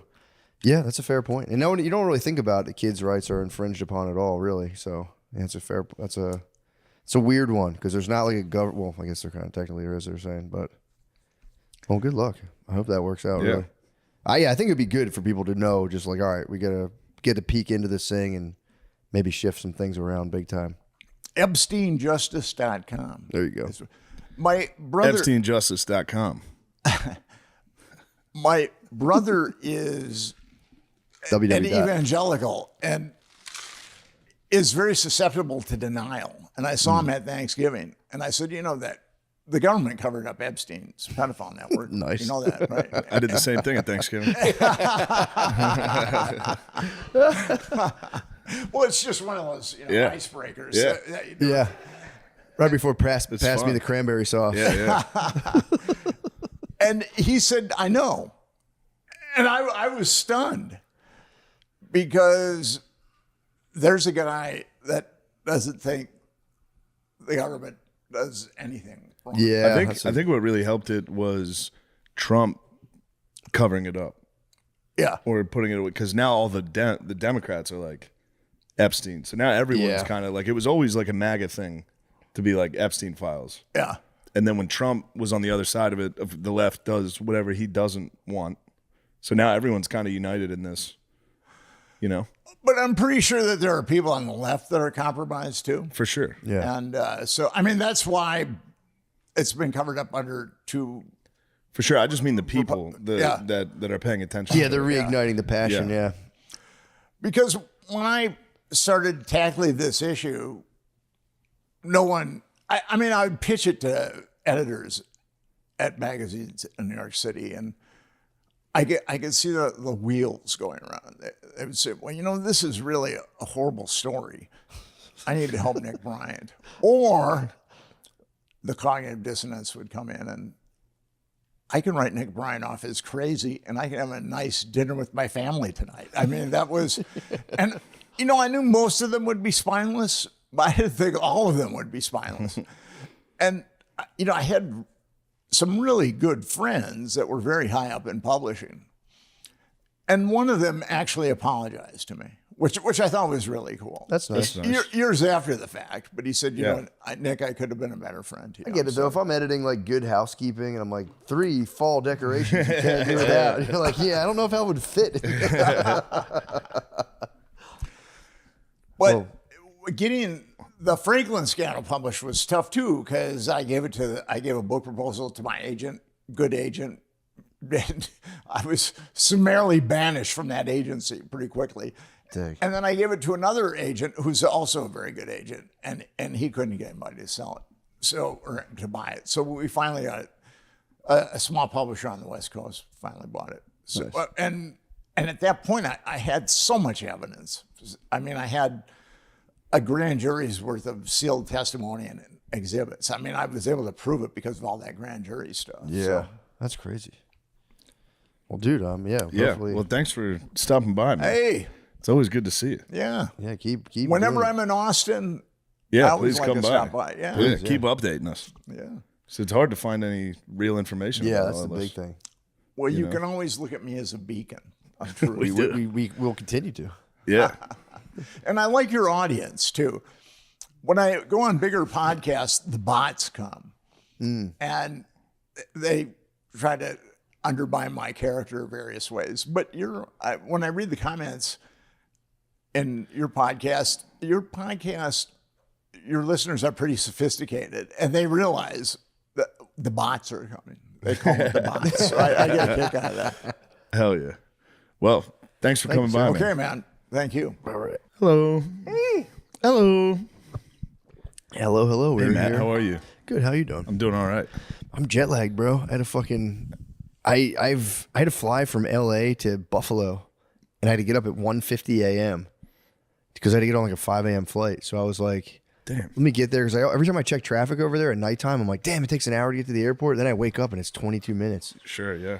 So I wake up super early, and dude, I get there, and LAX is one of a few airports that doesn't run 24/7, like the ticketing and bagging and everything. So I get there at like 3, being like, oh, I'll give myself 2 hours. It's Friday. It's, you know, it's a giant city. It's gonna be. I thought it was a booming metropolis. Insane, dude. I get there early, dude, because I didn't want to. If I missed insane. it, I had to get all the way to beautiful Buffalo. I'd have been fucked. I fly like an old person. I get there 2 hours Yeah, early. 2 hours early is crazy. Oh, dude, that's like an hour early. In a smaller airport, for some reason I'm like, it's LAX. There's going to be 1 million people. Dude, I get there. It's just 6 people. We're sitting in there, and I was like trying to do the ticket counter, and the guy's like, yo, dude, you can't. You got to wait till like 4 o'clock. And I was like, 4 o'clock? My flight's at fucking 5:30. He's like, yeah. That only gives me an hour and a half. It's crazy. It's so easy. Well, dude, I'm sitting there, so I had to wait till 4 o'clock. You had to wait till, and then everyone gets to do like the thing and put the bag. And then there's just like, you go to the next level. I go up the escalator to go to the TSA pre-check, and there's just people standing there like, get downstairs. You're not allowed to be up here. And I'm like, okay. So I ride the escalator back down. So then everyone's just waiting by the escalator, and all like, for like 20 minutes, you watch people like ride up, and a Yeah. couple be like, hey, you can't, and they just ignore them and come back down as the ride of shame. So it was set up to get someone to spaz, dude. Because then we finally get to another place and we get to another checkpoint. Like, everybody, wait here. We're not open yet. And it was just like, dude, what the fuck? It was tough. That's insane to me. Then I flew all the way to Buffalo and had to do 2 shows that night. I was fucked up for like 3 days. I basically like didn't sleep for a day. Yeah. I was jacked up. Yeah, that's terrible. It was bad. You can't go to the airport that early. I had to. I had in order to get. You don't have to. That got me to Buffalo by 3 p.m. Show was at 7. Well, that you had to. That's what I'm saying. I had to do it. But I'm saying you don't have to get to the airport that early. Dude, in LA, I thought there was gonna be fucking. You've flown so many times. I know, but You can get to the airport like 20 minutes. I did this once and it backfired on me, and I got so shook that I was like, never again. I had to fly out of Austin. I was late, and I got there as the plane started boarding, and it just so happened to be slammed. And I had to go to the wheelchair line, beg my way in front of wheelchair people to be like, hey man, Yeah. I know you got your sitch going on. Sure. I'm running late. And they were like, yeah, for sure. They let me all go. Yeah. And I was like, never again. I don't like asking for stuff. I mean, like having to ask a person, literally like 4 people in wheelchairs to be like, can I get in front of you? Was just a low point for me personally. Sure. Then I had a fight with a Clear representative because they do 2 for 1 all the time. But you got to find a middle ground. You can't, don't be late. I have no middle don't ground. Be 2 hours early. I have no middle ground. Unless you plan on hitting the bar. I do the. I'm not averse to 2 hours at an airport, but That'd be fun. that results in a rough day. I just work. I just plug in my laptop and drink coffee and just work on my laptop. So I kind of like being there. I get Yeah. focused. But I also, if I dilly dally, I lose track of time easily. So if I go, oh, I got time, I'll completely fuck myself. So yeah, I'm an early bird to the airport. I get there so early. It's like my mom. Yeah, I know. For real. I know. My parents do it too. If they ever fly, which they rarely do. My parents flew Spirit this weekend. Did they really? They surprised me. Well, they thought it was a surprise. Right. In Vegas, which was crazy because they got there at like 10 a.m. on Saturday, which is when I was like, we should hang out. Yeah. But they didn't. They wanted to wait until I was watching the Notre Dame game to walk in. So they waited until like 4:30. Got you. And then I had a show. Like I didn't even see him. Oh man. I hung out with them. I watched football. I watched like the first half of the game with them. And they were just there the whole time? Yeah. But then we went and we played blackjack for a little after the show. That's cool. So the night before Friday, first time ever I've left the casino with chips. I won so much That's awesome. because I was tired as fuck and I was trying to go to bed. So I just kept going all in on blackjack. And I did it like 3 times in a row and I won all 3.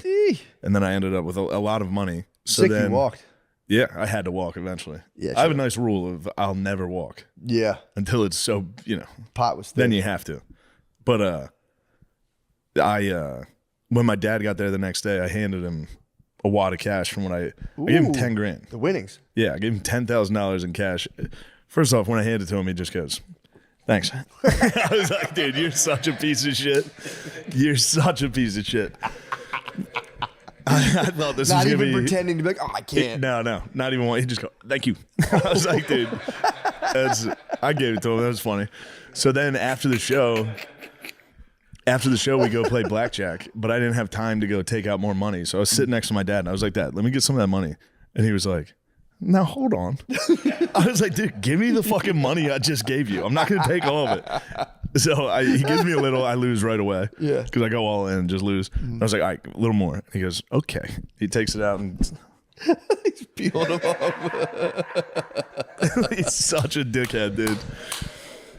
He gave me like $100. He's an asshole. That's so funny. Yeah, I'll give it to him. That was funny. That's hilarious. Yeah. 10,000 in cash. Yeah, thanks. Peeling the bill separately is such Peeling a funny it real move. slowly and stopping to look at me. Keep peeling it. Taking one back, peeling one back into the pile. He's from what I understand, he's a pretty methodical gambler, right? He's Yeah. pretty disciplined and methodical. Yeah. He hated watching me He play. doesn't like, I've seen Of before. me just being like, I'm on. Shane, come on. Shane, God damn it. Now look at that. You lost. That's great. Just great. It's so funny, dude. Yeah, it was nice though. It was nice having my mom and dad came. That's fun. But they flew Spirit and I was like, How was the experience? Terrible. Yeah. It's like fucking 8 hours on a Spirit airline. So when you fly Spirit at Austin, you got to go to like a different whole side of the airport, which takes an extra 20 minutes to get to. I know Oh, people yeah, miss yeah, flights yeah. that way. They'd be like, "Oh yeah, I'm flying." I think Frontier and Spirit Yeah. are like a different. So, dude, it's a totally Terminal, yeah. It tacks like 20-something minutes onto the trip, so it can sink you. Yeah. Luckily, yeah. Yeah. But they wouldn't let me upgrade their flight home. What? I don't know. Dang.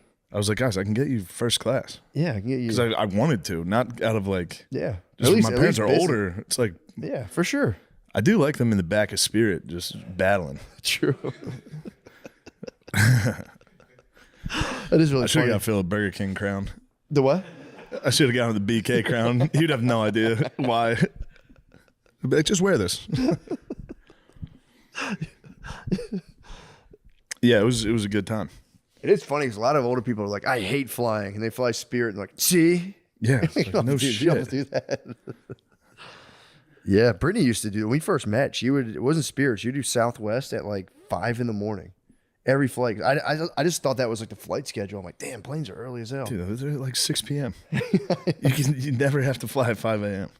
I had to. You do have to. I had to sometimes. get to the people of Buffalo. West Dude. to East is tough. Yeah, that was man, that fucked me up big time. Dude, Gabe was at your show, wasn't Yeah. he? Nice. Gabe was there Saturday. Nice. That was good. I'm glad he went to a good one. The dude, when I left, so I left Buffalo, beautiful Buffalo, New York, on Sunday morning. I got picked up by this Uber driver to go to the airport.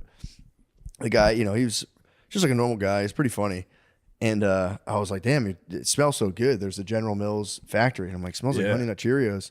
He goes, dude, I just learned what that was. I've been here for a while.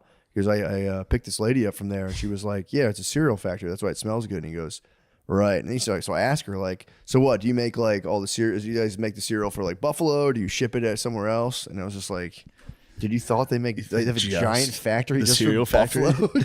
just a Buffalo cereal Buffalo cereal factory. A lot of Cheerios. It killed me. That's so good. That killed me, first of all. And then, so we keep driving because I do have my happy to chat He's feature like, on. you spread that out, or is that just No, he thought it was just like every city has their own the cereal factory. Yeah, dude. It's like a video game. I know. Yeah. So that cracked me up. I'm like, all right. And then, so I'm like, wonder what else this guy's up to. So we're chatting. He was just like, yeah, man, people are crazy. I always love telling the Uber drivers, like, yeah, I should drive for Lyft. I kind of know the whole deal. And so we get into like how like people treat you. And he was like, yeah, this one lady, man. He goes, I got to record everything now because this fucking lady, I pick her up, I drive her, and I drop her off. And then like, we talk just like this. We're talking the whole time. And I'm almost positive he had the words mixed up. He goes, and then she tries to file a complaint for sexual assault while we're talking, saying like I was like, sexually assaulted her. And I'm like, okay, I didn't like correct him at all. And he goes, dude, and like I'm 4.98 stars. Like they have my rating. I had to go back and forth. Like, guys, I never do this. I have a family, blah, blah, blah. And then he looks at me, he goes, 15 years ago, maybe. I was like, yo, dude. He was being about sexual harassment. Sure. But him hitting me, it's like 15 years ago. I might have sexually assaulted that woman. I was wild back then. He was killing me. He was the funniest dude I've ever met. Back in 2010, I might have sexually assaulted. I know. Before I had a wife and kids, who knows? It was a bit of a wild child. It was like, That's awesome. yeah, it was my favorite. That happy to chat must be devastating. Happy to chat's the move. It's Happy so to fun. chat for those guys must just be Oh, like, it's the best. holy shit. All right. This dude, he was pushing me to Break my out limit. my best stories. He pushed me to my limit, dude. He had after he kept talking after he talked the entire time. But dude, those two gems are cracking me up. I'm like, damn man, you guys, what do you make all the cereal for Buffalo? Dude, what the fuck? Yeah, that's a child's brain. I know. Every town must have a Cheerio factory. And then I got to the club, and I had ordered Uber Eats like minutes before I get. Like I wanted to time it so I can get it, go back and eat. And they dropped it off at the bar, and I go up and I'm like, hey, I asked the one person working there. I'm like, I think I have like food over there. Can I grab it? And he just like, he went to the bartender like, hey, whatever her name was, and she just looked up and went, what? I was like, God damn. Forgot how rough and tumble. Buffalo is so rough and tumble. I love Buffalo. It's awesome. There was a giant blood stain on the sidewalk outside of the club. Ooh. Like on the block, like a block away. I walked past Right it next to like Cheerios 50 times. factory. Big Cheerio dispute. We're going to take all of your lucky charms into the town over my dead body, punk. But yeah, Buffalo was so fun. I had a blast. I had a good old time. I had That's some good. wings. It was nice. You got some wings? Where'd you go? wings. Do you know? Pizza Plant. That was the name of the All right, place. The nice. place ruled. Yeah, yeah. People are against my decisions for gluten-free pizza and curry wings, but you know, That's insane. You're in Buffalo, dude. You fucking asshole. I got the curry wings. That's crazy. Yeah, I was. Yeah, You're not gonna believe it, but when I go to Buffalo, I put a hurting on chicken wings. It's fucking crazy. It's crazy, dude. the curry wings, they were so good, man. I don't even branch off different flavors. I just go straight up Buffalo. I mean, I'm here for the fucking original recipe. I know. Well, you never see curried wings. I have buffalo every other time. Yeah, but not the Buffalo. It's mom's gravy. I'll be back.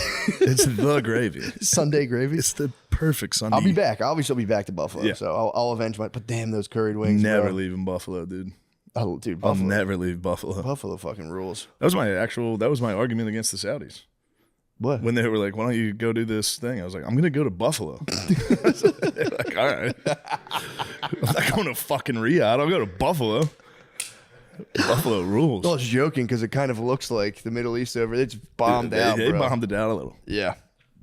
It's Yeah, when you walk around, what? I know what hotel you're at. the Hyatt. Yeah, Yeah, it was yeah, the yeah. Hyatt. It was you walk a lot of buildings there. Yeah. Bombed, bro. It was crazy, but Buffalo was crushing it, man. I was there. Everyone had a It good was time. fun. I love it. Me and Lemise had an all-time night there. Oh yeah, that was It was Buffalo, babe. fuck, dude. Sassy. What's that? I said it was sass. And a little sass. Yeah. Yeah, we put a hurting on some wings at the Anchor Bar. We did. Yeah. I think I probably had 30. It's crazy. Like, the numbers I put up in Buffalo, dude. I'm like MJ at the Garden, dude. You get me to Anchor Bar, I'm dropping 80. Dude. Yeah, their pizza plant was fired up, man. It was good as hell. It's right next to it was literally I was like walking trying to find it. I walked outside. It's just attached to the hotel. I spun the block like a moron, being like it's so close. Yeah. I walked around. I'm like, oh, I could just walk through the hotel and found the pizza plant. Pizza plant would have been nice. Pizza plant was fucking good, dude. They had one of those gluten-free pizzas that's like they've made technological leaps in gluten-free pizza where I swear to God it's almost as good. Pizza Plant hit me with like a classic Gen 1 yeah, dry, and I like that for some weird reason. I like a dry, crackery crust. And again, their regular pizza's probably sick as hell, but Yeah. I was there with I have a friend from Canada who came down to visit me. And I was so exhausted, and he was like, "Oh, I'll meet you at 9 a.m." I was like, "No shot." I was like, "I'm sleeping." I was like, "I'll hit you up at 10 a.m. I'll wake up." He's like, "I'm outside." I was like, "You motherfucker!" Damn. So it was cool. We went to the art museum. You went to the Buffalo Art Museum? Yeah, the Is that AKG. fucking finger painting? What the fuck are they doing with art? You must not have seen the AKG. They had the what is it called? There's a 7. I learned about 7 Canadian masters called like the Great 7 or something. They just draw like snowy trees. It was awesome. The Canadian Masters. There's 7 Canadian masters. Called the Great 7. Look them up, guys. Look up I kept calling them the wrong name because my friend's like a art dealer. Yeah. So I kept being like, so what about the Big 7? He's like, they're not called the Big 7. Stop saying It's that. the Big 7 now. Just so you know, it's the Big 7. They would just draw snowy ass fucking what do they call it? The Great 7? The League of 7 or The something? group of 7. Group of 7, that's it. The group of 7. Were They they all all drew French? snowy trees. Are they all French? I mean, pretty much. French Canadian, I think. Yeah. Well, obviously. It's hard to. They're not telling me. Yeah, it's, Take a you look at got their to go to the names. AKG Do they if have you want to their learn names? about them. They have they don't have French names, from what I can tell. Yeah, they had like Jackson, some of them were like Carmichael, MacArthur. They had some, Johnson, Oh, they got some Scottish, Scottish, some yeah. Scots over there drawing the snowy trees. Barley. I will say I didn't realize that people. I mean, it's kind of dumb, but the people in museums, like the people that stand there in like the black, black shirts and shit. I thought they were just security guards. Bro, they're all like art history majors. Yeah. They would like horn in and be like, "You guys have any questions?" And I'd be like, "Not really, unless there's something you want to say." And the lady, she would have talked for an hour and a half. Yeah, art history degrees get you. You basically are like a fucking palace guard in England. Yeah, dude. You have to just stand at attention all day. And then somebody comes in and goes, "This sucks, dude. I got to take a shit." I know. God damn it. Yeah, she was like talking about this one person where like this painting, this is like the house that he built, and if you look this way, that view of a river is what he would see outside of his house. And I'm like, damn, you guys are going crazy on this. I breezed through in 2 seconds. I don't and believe go, you. Cool, Yeah. nice, I'm out. But yeah, they were getting into it. No, when the art people start talking to me, I go, I don't believe you. Did he tell you that? I don't think that's true. I don't think he saw that. You should just start being like, I actually heard that he had Yeah, I heard French something lineage. else. I thought he had French lineage. I thought it was more like realistic surrealism. I thought. Yeah. Did you know he was gay? Like, what do you know about Salvador Dali? I'm more of a Dali guy. It's cool. I also, what I did learn though, because a lot of those guys, you see some paintings where you're like, you see one that's like a hyper realistic portrait that someone painted, like and I'm those. like, yeah, I'm like, that's amazing. And then you Yeah. get a guy who's like super squiggly. Who's the guy who does the screen painting? Munch or something. His name is. I learned. Yes. I thought it was Van Gogh the whole time. It's this guy Munch or something. Yeah. He did the screen painting, and I'm looking at his other paintings. I'm like, a lot of them are just swirly, crazy Yeah. stuff. And I'm like, dude, if I was a guy who did this and I'm seeing this, I'd be like, what the fuck? But apparently those guys can do that. They get bored, and then they're like, they want to do some weird Nice. other shit. I learned that because my whole life I was like, dude, you got these guys just masquerading around. I'm like, I'd love to do that. It's Squiggly nice. guys? Squiggly guys. But my friend was like, no, dude, he's a master technique. He could do that if he wants. But this is how he, chose to spend his later years. It's like, let me see some proof. Fuck all that, dude. Yeah, let me see some proof. But yeah, I will say, there's a guy who does like blue, just rectangles. yeah, the modern art. Modern art can Count go me out, fuck dude. itself. Dude. Count me I've out. been in the MoMA so many times, and every time I go, I get angry. Nah, man, You walk in, it's like a TV screen of a woman screaming. dude, that shit What the pisses me fuck off. is this? They've gotten into some wild stuff. I will say, yeah, that stuff I have no Starry patience. Night's in there, and that's nice to look at. Starry Night's a sick Yeah. so. I saw there was this lady, she's a Japanese woman. She had like one of those immersive installations where she apparently started hallucinating polka dots everywhere. So she would paint these rooms, and you walk in, and it sounds so dumb, but they're just tiny dots and big dots, and that was kind of cool. But Nice. it's like, I don't know. Yeah, I can't get behind the thing of a guy on a VCR being like, stop right there. Yeah. Stop right there. And you're like, I could have done that in 5 fucking Yeah, that seconds. stinks. That'd piss me off. Yeah. But there was a guy who like attached fluorescent lights together. They're like, this was actually I'd very like to beat the shit out of him. I'm This is gonna very fight that guy. Especially again, like, dude, the people who paint like a beautiful waterfall or like, Yeah, it's fucking alt comedy. yeah, true. Do chomp or whatever. That's alt comedy, dude.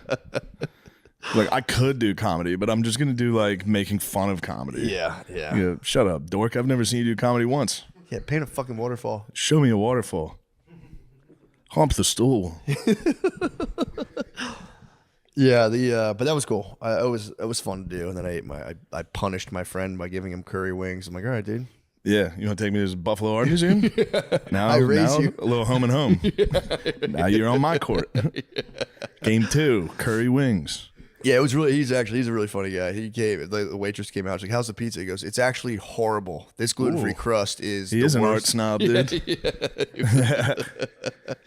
He was cracking me up. Shout out Ray. It's a beast. But yeah, Nice. so I had a good time, man. I had a fun old time. I was done. I think I'm done my stupid podcast tour. It's exhausting, dude. Yeah, it sucks. Stinks big time. But I had fun. I had a good time doing that, repeating yourself. Especially towards the end of it, you get like Repeat the same stories. just repeating the same thing, Yeah. and you're like, "Well, let me tell you." But you've heard the question 100 times. You're like, "Let me tell you." Start feeling like a politician. Yeah. I should have hit him with the Gavin Newsom, just being like, "That's interesting.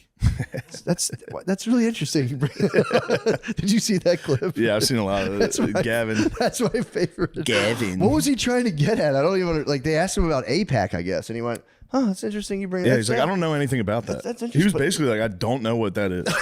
But then no, like, then what he are you went, talking about? But he went, but that's interesting. That's very interesting. You bring that up. Yeah. It's like, wait, dude, what do you do? It's nice defense. I know. Oh, I'm very interested in that. I thought he was being Never thought of like, it that way. "What are you up to?" I think Yeah. it's like, oh wow, okay. It's an interesting point. APAC. I don't think I've heard of that. I've dealt with other PACs, but I don't know about APAC.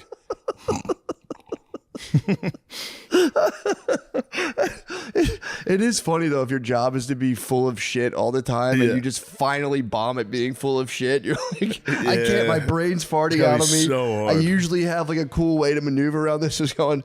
Oh, it's funny you asked me about what In his Jewish head. guys? In his head. Just Jewish guys really alarms going off. Just, come on, Gavin, pull out of this. talk about infrastructure. They're Jewish, right? That's it. Well, Are they? interesting. Huh. Oh, yeah. Well, that is interesting. I never. Jewish. Huh. No, Interesting. yeah, I guess I have heard of that.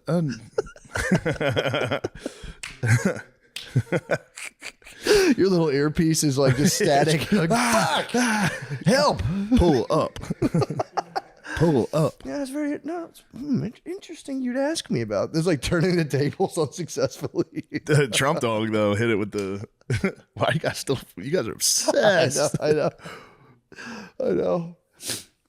Do you get to watch any of the No Kings protest highlights? I caught a little bit. I went into a nice little algorithm. It's fucking crazy. I had X on the way home, and I was on there watching the No King stuff. It was You see the guy get his glasses stolen? no. And fall? From what I understood, it was Took the most brutal fall. no. Ass up. Fucking, Who snatched his glasses? some fucking liberal punk, dude. Wait, so a liberal punk snatched Geezer, two geezers were walking by, kind of talking shit. Oh, being like, They're like, no yeah, King. whatever, you fucking queers, fuck you. And then somebody rips his glasses and he tries to chase him.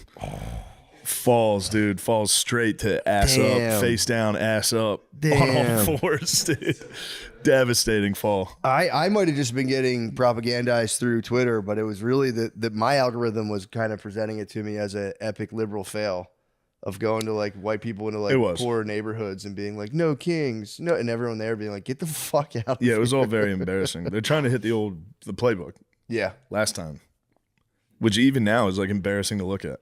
The what? Like BLM around there. Yeah, Like those yeah. types of protests. When you see footage of it now, you're like, damn, that's so embarrassing. Yeah, for It's sure. like Oh, people they're trying to standing run in it front back. of cops. Like, Yeah. it's like, you look like a doofus. You truly do. Yeah. One of those people, was it crumping? It's the worst video you've ever seen in your didn't life. see that. They're crumping in front of the police. It's so crazy. The thing I caught that was making me laugh was when they did the No Kings extension into London. And they did like people in England were like no kings, and then I don't know if this is true or not, but they're saying they had to alter it to like no tyrants for our people that do live under monarchy led systems, which is just like funny to watch it kind of unravel into nonsense. Yeah, instantly. Yeah, but I don't know. My thing is like, dude, I don't live there, so like, what do you think about the National Guard being deployed in? Like, I don't fucking live there. Yeah. Depends, If I was there and I was having a tough time, I'd be like, oh, okay, cool. Yeah.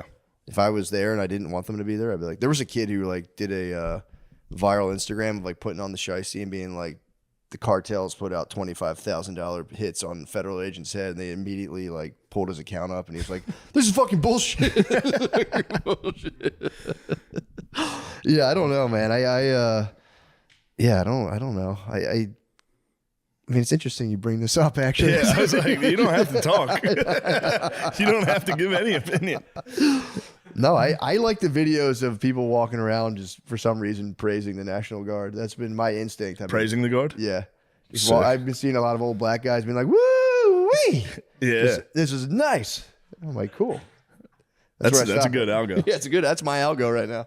I'm like, what are you talking about? People love it there. Yeah. If they're stopping and National asking Guard. for fucking people's papers, that's not great.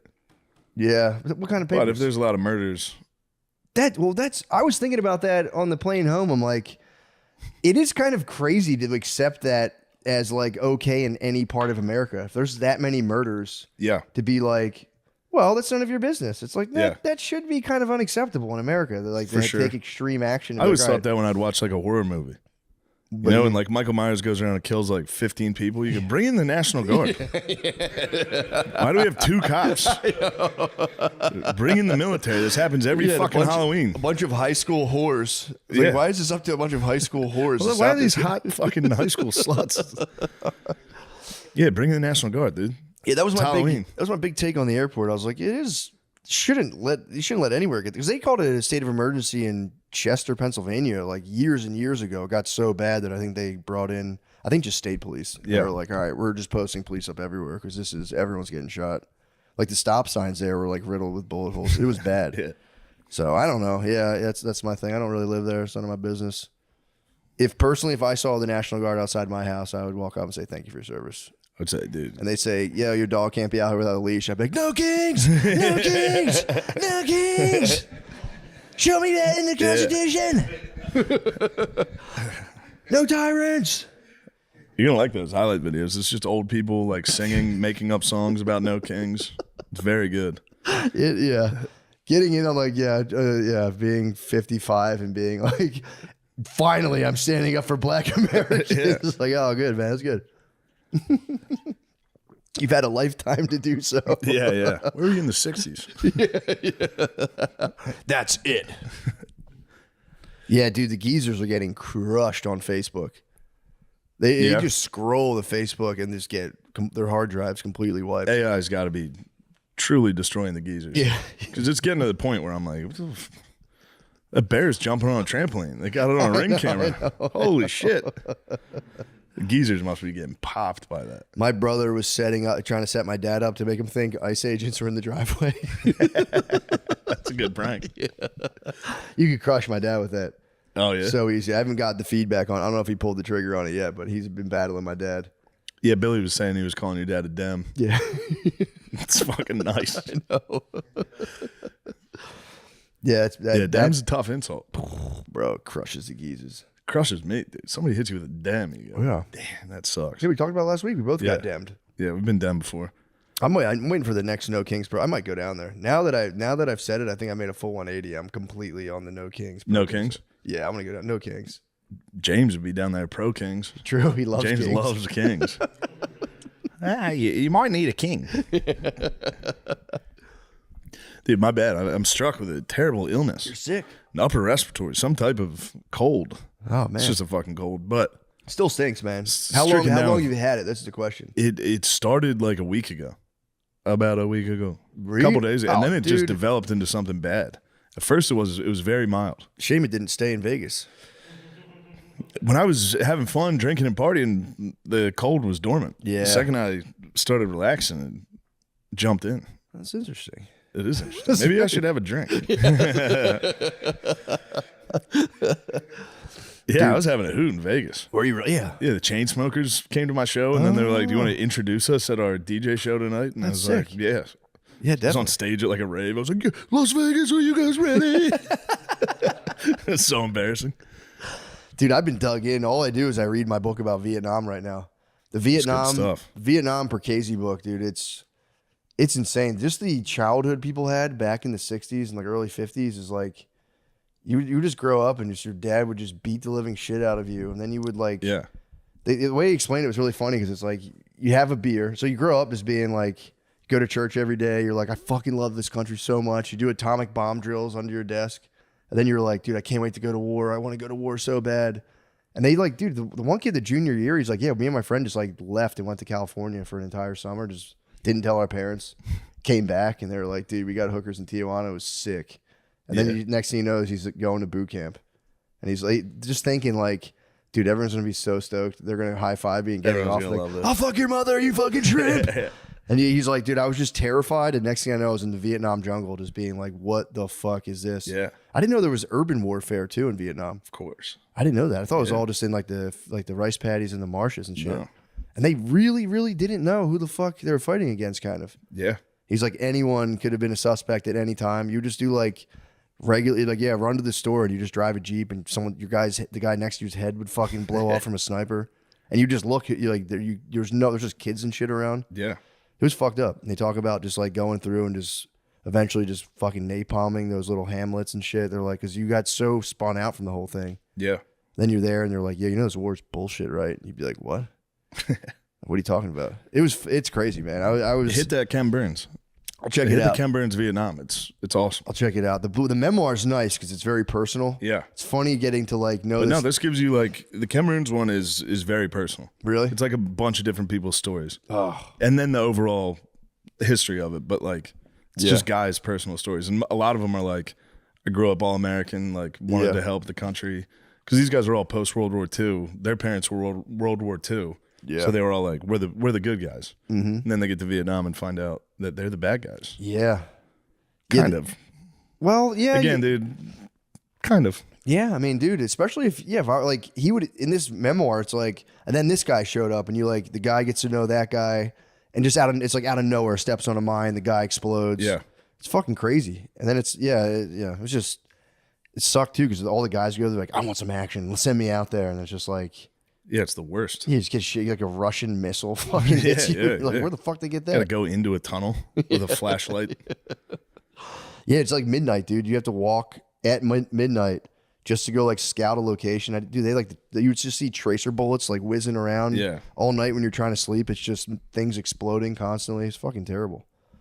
But the Vietnam per Casey book it's fucking awesome. I'll check it out. That's all. Great. Dude, at night, I just get to my bed at like 9 p.m. and I'm just in war, dude. My wife's trying to come over to my chili pad. I'm like, not right now, dude. I'm dug in right now. We're on a 5-man. I'm in the shit. We're on a 5-man scouting mission right now. Fucking shit, woman. Give me a second. But yeah, it's pretty brutal stuff. Yeah, Vietnam sucked. Yeah, if I ever see a Vietnam vet again, I'm definitely gonna give him a big high five, pat on the butt. Yeah, it's tough stuff. Yeah, only if he wants me to, obviously.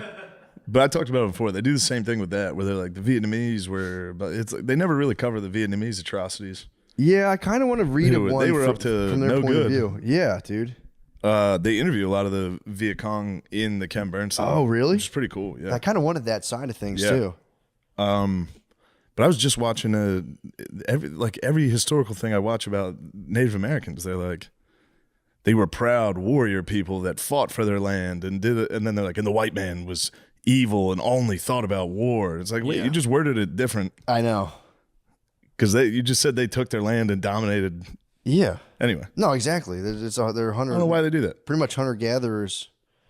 I think it's just if you come out and you're like, they were pretty. As soon as you start the discussion, everyone's just kind of like, bro, this is not what we're doing right now. Yeah. I did a deep dive into kind of like land acknowledgements. Just curious, like, did Native Americans like really even give a shit, or is this just like? I met a couple that did. Really? Yeah. I would, and again, I'm reading like a Reddit thread, but like some of them were like, no, they're just kind of laughable. Yeah. They're like, the idea of even owning land was like foreign to us. We don't even. It's like the land's our mother. Blah blah blah. They can fucking miss me with that too. They took over the land. They drove other tribes off the land. I know. The fuck. Well, it's mommy, dude. Yeah, get off my mama. They're just pushing. Yeah, they're like, That's hey, my mama. Get off my mama. Your mama's over there. This is my mama over here. Yeah, your mama's up north now. You have to live in the snow. But yeah, I was like reading it, and there was. But the whole thing, though, it all boils down to like, if you're gonna do it's a land acknowledgement. It's just like the tip of the iceberg. What you're supposed to do is do like a land acknowledgement that then dovetails into like, and also I talk to the people myself, and then it all boils down to like they have a Venmo. If you really like, you're supposed to like send cash their way after the land acknowledgement, which I was just kind of like, okay, there we go. Nice. There you go. Yeah, there's the bottom one. If you want to do a true blue land acknowledgement, you have to like, first of all, I think you're supposed to like be in talks with the people. I think it's not enough for you to be like, this land was actually blah, blah, blah. The Great Outdoors one in Canada brings, it's like they bring somebody from the tribe. Really? You do a land acknowledgement, and then you have to talk to them after. They gave me a nice thing of beads. Ooh, Like a sash. that's nice. Pretty sick. That's really cool. Yeah. I like that. Where are they? It's in my room. Nice. Yeah. Dude, speaking of beads, I tried to do a joke about this, but no one's having it at all. Did I tell you about the Chinese and like the medieval China tradition and in like southern China, where Marco Polo found out that like in certain provinces, if you were a guest of a Chinese household, you would be urged by the husband to have sex with his wife and all of his daughters. Yes, you told me about this. Dude, I thought it was just like his wife. They would leave for 3 days. I did more investigations into this. Well, the hottest tradition you've ever heard. Yeah, I'm sure you did the real deep dive. Well, I looked it up the one time. I like stumbled upon it. I just like stumbled upon the information. And I swear to God, they were like, you would have to like, it was like I mean, this is why I don't think it works on stage because it's tough to phrase it, but it's like, they said originally like the wife would choose if she wanted to have sex with you. Then I looked back into it and Grok was like, dude, yeah, right. But it's it goes deeper than that though, because apparently back then in certain provinces, the more sexual partners your daughters had, the more desirable of a bride she would be. They damn flipped the thing on the head. So like you would like Marco Polo, whoever, which by the way, Marco Polo stayed there for 17 years. Go figure. And then, but you'd have to present them with a small gift, like a bead or something. That's what that's why you reminded me. And then on your wedding night, your bride would hit you with all of her little sex gifts. Oh. And the more you saw, you'd be like, yes. So as a father, it was the opposite. You wanted your wife your wife, but also your daughters to have as many sexual partners as possible, because then it was like she was experienced and she would make a better bride. It was like tied to some weird fertility cult stuff from like way back in the day. So I think, but I think in another part of China, they were like, we are not down with that shit They at all. needed Christ, dude. I think yeah, dude. Marco should have been like, here's the real deal. I think Marco is like, let me get to I am a travel writer. I'm a travel writer after all. He was Bourdain. I didn't realize he was there for 17 fucking years. He was in China forever. I didn't know he was there that long. Yeah, dude. Like, cause he wrote a whole book where he talks about like, all of his adventures and, yeah, people get like, oh, that's just him romanticizing, but it's just like, dude, I don't know. Why would he that'd be a crazy tall God tale. damn, getting hit with the gifts on the wedding night would be like, oh, shit. Yeah, but that was their whole, God damn. that was the world where you'd be like, this is sick. So that's of course, the thing. Of course. So it wasn't even like, it was like, imagine, like your dad would be like, oh shit, here comes a traveler, some filthy Italian guy, and just go, here, come into my house. The dad would just leave for 3 days. And it was, I'm being respectful, it was free use. Don't get me For started. 3 fucking days. Talking Asian free use? With a whole Chinese family. You're talking Chinese moms and daughters free use? Yes, dude. For beads. For beads. For beads. And then the women of the house would hang a hat on the door. So that was like the father would like walk by the door and see the hat on and be like, sick. And then just leave for 2 more days. And then finally the hat would be gone after like 3-4 days. And he would come back to his house and be like, hey guys. Hey. Fucking wild. Yeah, that's man. tough. Isn't that wild? Sure. How do you not have other people's kids? I don't know. Maybe that's where. Apparently, this was. And again, this is all internet stuff. They said it was more so the Uyghurs. So maybe that's why those Uyghurs are so fucking light skinned. So yeah, pretty wild, wild and crazy stuff. They didn't say who put it on the Uyghurs? Well, they were like that. It was some of that Damn, area. the Uyghurs went from that to fucking Islam? I mean, I that'll, think so. That'll bring you to Islam. Again, this is all like very, not the deepest I don't internet agree with research. this stuff. It was only in certain It provinces. sounds like this fucking hippie mumbo jumbo. It's like, not hippie mumbo jump, dude. Marco Polo is like there is No, total I opposite. know that, but I'm saying like when they're like back in early civilization, women ruled and we had sex with everyone and sexuality was made up. No, they're pretty clear. They were like, this was not up to women. Yeah. But I know what you mean. They're like, But multiple partners is totally I've acceptable. heard that shit where Get out there's of here with like, that poly bullshit. dude, people will hit that like, there actually were women-led societies, blah, blah, blah. And it's like, whenever you go, okay, give me one, name one. Name one. It's well documented. It's well documented. There were certain tribes where like, the men did the cooking and women hunted. women hunted buffalo and just fucked guys like season 4 of True Detective. Yeah, I've heard that. I have read people that say like that, like way, way, way back before agriculture, there were, or maybe during the beginning of agriculture, there were female, like where they were just like, well, that's where babies come from. These guys are the rulers. But then I think it was like the desert people were more patriarchal. Yeah, this is all made up. Take it up with Joseph Before Campbell. Agriculture, you're talking about what societies were like? They have no idea. Take it up with Joseph Campbell. I'll punch Joseph Campbell. I'm going to punch him, dude. Yeah, I don't know. I don't want to hear one person tell me about anything pre-agriculture. Dude, I don't know. I don't know how It's just made up. Yeah, that's a fair point. Fully made up. That's a fair point. I don't know though, dude, because like we knew, like We don't know shit. we knew like what the Greeks and the Jews were all patriarchy. That's way after agriculture. So that's way after ag. Yeah. Fuck yeah, I don't know. I'll That's do way some, after. Yeah, true. That was a They long had buildings and shit. Time. Yeah, you're right. You're right. No, pre-agriculture is. Sean, look up women-led societies and the dawn of civilization. Oh, there's gonna be a lot.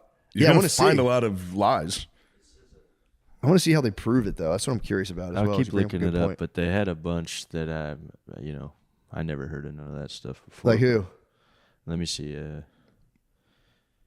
Iroquois tribes, the Mosu in China, certain African How do they work, though? societies. So the girls would be like, "Here's what we're doing," or like, how do they really hold that down? I think it's different in like Yeah, I'd like to hear about the Iroquois.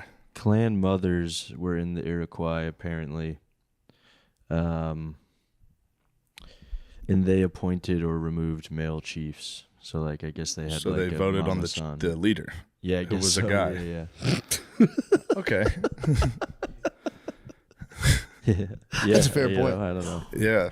But then who's really the chief? The chief. Sure. It's the chief. The guy is. Dang, that would suck if your wife removed you from chief. That would be tough. That would be so tough. That would be tough. You'd have to fight her. Yeah. Okay. Well, good research. Good research. Yeah, because that is a good point though. Because I was like, how the fuck did these people talk about this stuff? It's like written Yeah, history. They're just Yeah. They find like tools and old campsites, and they're like, the woman was probably in that room. they pick it up and they go, "This is pretty fucking light. Yeah, It's a yeah, girl yeah. tool." Girl tool. This one had a lot of beads on it in its tomb. Slut. Yeah, true. You're like, It is funny to find like scraps of beads and be like, in this house, the daughters would be sitting there and Marco Polo would fuck them. As long as he wanted. Yeah, the whole having sex with an entire Chinese family is, man, that's crazy. that's what's up. It's crazy to think about. That's what's up. It's interesting. It's interesting very that interesting. I've never really thought about free use on an entire family. I've never really thought about free use in a family. So the father would bring you in the house and leave for 3 days. That's very And then the father would leave. interesting. Interesting. Huh. And what would you do again? Remind me. They would just go about their chores, and you would have your way with them while they were working, maybe doing the dishes. And then That is interesting. at the end of the day, it was the father was happy about it. That's yeah, I've never heard of that before. No, I've never watched that. Fucking 3 times a week. But poor Marco Polo, man. What a Good what for a him. guy. Hell of a run. Guy's guy. Truly a guy's guy. That's a guy's guy. But it's so funny. I 'cause think Genghis Khan was into some free use himself. yeah. He was on a free use, a mad one, bro. Yeah. He put in like the Contra He Infinite was on Life the Scope. ultimate free use. Yeah, bro. Isn't like 25% of China I think related to everyone's Genghis Khan? related to Genghis. Crap. I think Marco Polo chilled with Kublai Khan, actually. Yeah, I think so too. I think he rubbed I think he was like in Kublai Khan's fucking His squad, yeah. Yeah. He chilled with the Khan himself. That must have been fucking so crazy going to a completely different world with no idea what was going on Yeah. over there. And I think Kublai was about to start fucking shit up. Like really not doing great. Oh no. Yeah, once Genghis died, I think they just short. I could be wrong. Kublai might have done well. I think he was rocking, but again, with from what He was off his daddy, dude. Yeah. He might have been a bit of a Shane O'Mac though. True. I think he was still doing stunts. I think he was still stunting on him, but he was no Vince. Dude, I'm so happy you opened my eyes to Shane O'Mac because I left off with him when I was like 10. I being agree. Like, So did that I. guy. I hate that I left guy. off with being like, yo, fuck Shane O'Mac. Yeah. Fucking pussy. And then you see the highlights. You go, damn, this guy was giving it his all. When you brought up Shane O'Mac to me, I had to stop. I almost turned around and jacked your collar. Like, what the fuck? What do you say? What do you I mean you understand. like him? What do you mean he's cool? I understand. Of course, dude. You don't think I had a deep hatred for him? There's one other guy on earth named Shane, and he's a fucking pussy. And then I was wrong. He was the man. Dude. I mean, those cages have to be. Lemaire, what is the exact height on those things? It looks to me like 30 something Yeah, it feet. was like 25 feet. That's the hell crazy, of a cell, bro. yeah. Yeah, they're high as hell. 25 feet. Some of those are jumping off were like Yeah, 40 feet. yeah, He's one coming of off them like looked super high. no, they're like side of the fucking Titantron, dude. Yes. Fuck, that's what that was? Yeah. Oh my god, dude. Yeah, that's Yeah, Shane I didn't O'Mac know. was Dude, also, you didn't know about Versus commercials. I didn't know about that. I didn't know what Versus was. Versus. I thought it was where two old rappers go head to head. No, it's a fishing channel. Fishing in Pac-12 football, And rodeo. like Mountain West basketball. Yeah, those commercials, those fucking runs were crazy, so intense. And what year was that? They Fired were up, way dude. ahead of their time. That was probably like 05, 06. way ahead of time. Yeah, they're making some.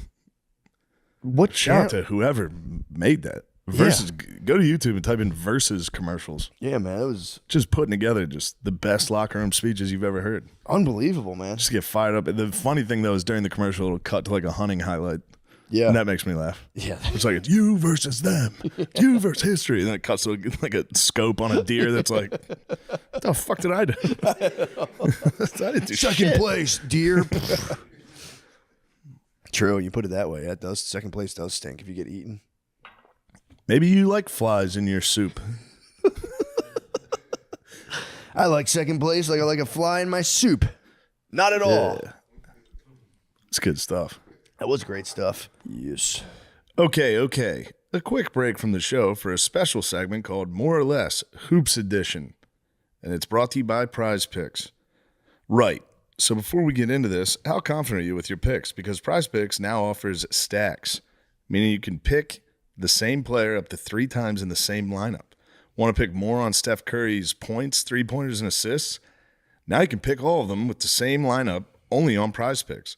So who's looking sharp and who's just like a pedestrian on the court, you know? Matt, who do you think?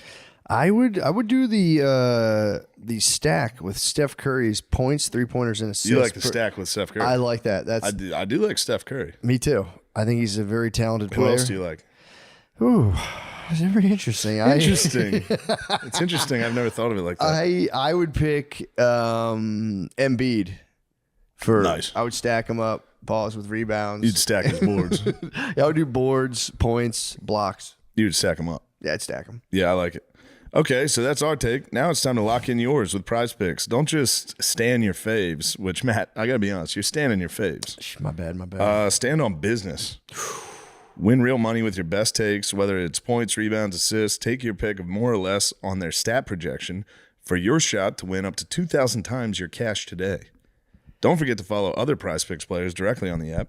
You can even copy their lineup. They usually don't do this many verbatim. Yeah, I think this they're is- sick of us. A lot of highlights. I think they're sick of us riffing and having fun. Yeah, where's the script? But no, these advertisers know exactly what the listeners want. Whether it's a friend, a celebrity partner, or just someone whose picks you like, hit the follow button and check out every lineup they create in their new feed for Prize Picks. Download the app today and use code DRENCH to get $50 instantly after you play your $5 lineup. That's code DRENCH to get $50 instantly after you play your $5 lineup. Prize Picks are on your game. Are Yeah, you man. excited for the 76ers tonight? I can't fucking wait. Yeah, I wish Jared McCain was healthy. Didn't he hurt his fucking thumb now? Yeah, he's going through a hard time, but he's going to come back. He's going to be great. VJ's going to be. Yeah. I think VJ's. Who are the Sixers playing? Celtics. Oh, nice. Yeah, it's a good game one. Fuck the Celtics. Fuck the Celtics, and mean that with my whole heart. And I do think we got him. Now this is a lot. I think we got him though. Joe's playing. Paul's not playing. No McCain, but I think we got him. Be all right. Yeah, How's Maxey? Maxey's looking the best he's ever looked. Pause. Great. But I said pause. It's okay. No, that's totally fair. Jared McCain's looking as good as he's ever looked. No pause on that. No pause. Read. They got the black jerseys. The black jerseys look nice. I was against them at first. The black jerseys look I'm nice. so Sixers excited. going black jersey. Yeah, they're bringing back the AI. I remember Yeah. those. They're fucking awesome. I wish they brought back the true AIs like that were like and one. Oh, like Cut this off. giant Yeah, jersey. Everybody has to wear baggy Joel would shorts. look good in that. I was just gonna say Joel look good in anything, but I love Joel. I love Joel. You're ready to get fooled again, dude. You're ready. Your heart's back in it. I get Bag's it. I about to get be it. on me. That's just being a sports fan, dude. Week one, every year you go, dude, I think we're going to win it. all off season, I'd be like, they're going to be so bad. Who cares? I'm barely going to Yeah. watch. That's all I'm thinking about. I've seen the Sixers hype start growing again. That's good. It's because Joe's healthy. When he's healthy, it's just like we can do anything. How many years do you think he has left in him? Well, we'll see how this one goes. Yeah. But If he's not I mean, healthy this year, then it might be it. Yeah. But if he is, I think got he's 2 or it. 3. Yeah, If he's healthy. Yeah. Yep. Just got to rest him. Do we have a backup center? We got 2. Boner. Then Boner looks good. He's young. He's What's his name? Boner. A dem Boner. A dem Boner. Dem bonus. Dem bonus. We need dem bonus. Dem bonus is coming in. So wait, just to recap, you said dem boners looking good. Boner's looking pretty good right now. All right, we got good dem bonus. What else we got? What's the other backup's name? Guy's butt. We got guys' butts and dem bonus. Do you know who the other one is? Andre Drummond. I wish. Oh, all right, we got Drummond. Yeah, we got Drummond. Nice. It's come to my attention. There's a tall Asian fella too kicking around the league again. Is there? Yeah, there's a super tall Asian guy. But he's black. He wouldn't have stood out as No. As, No, there's like I'm a- gonna look him up. There's like an Asian, like a From Memphis. yeah, What's his name? He went to Purdue. He was at my show. We hung out with him. nice. Zach Edey, yeah. I believe so. Edey's the man. Tall as hell, right? I've hung out with him a couple times. I heard He's the man. beast. I heard he's He really good. is. Someone has hit me with some of his highlights. He's awesome. What's funny is like, wait till you see this guy, and it was just very like, he's just tall man basketball. Yeah. He's like, oh, this is a good I took a example. picture with him. I look Really? like literally just a short, fat Yeah, lesbian. he's tall. If you get rid of my height, I look fucking insane. I was coming up to like his stomach. I was like, I went full. I look exactly like the Megabus logo. Because he's 7 feet, right? Yeah, Fuck. he's taller than that. That's bullshit. You should be like, bro, you Literally, gotta this is what I look like in the picture. I'm the Megabus logo.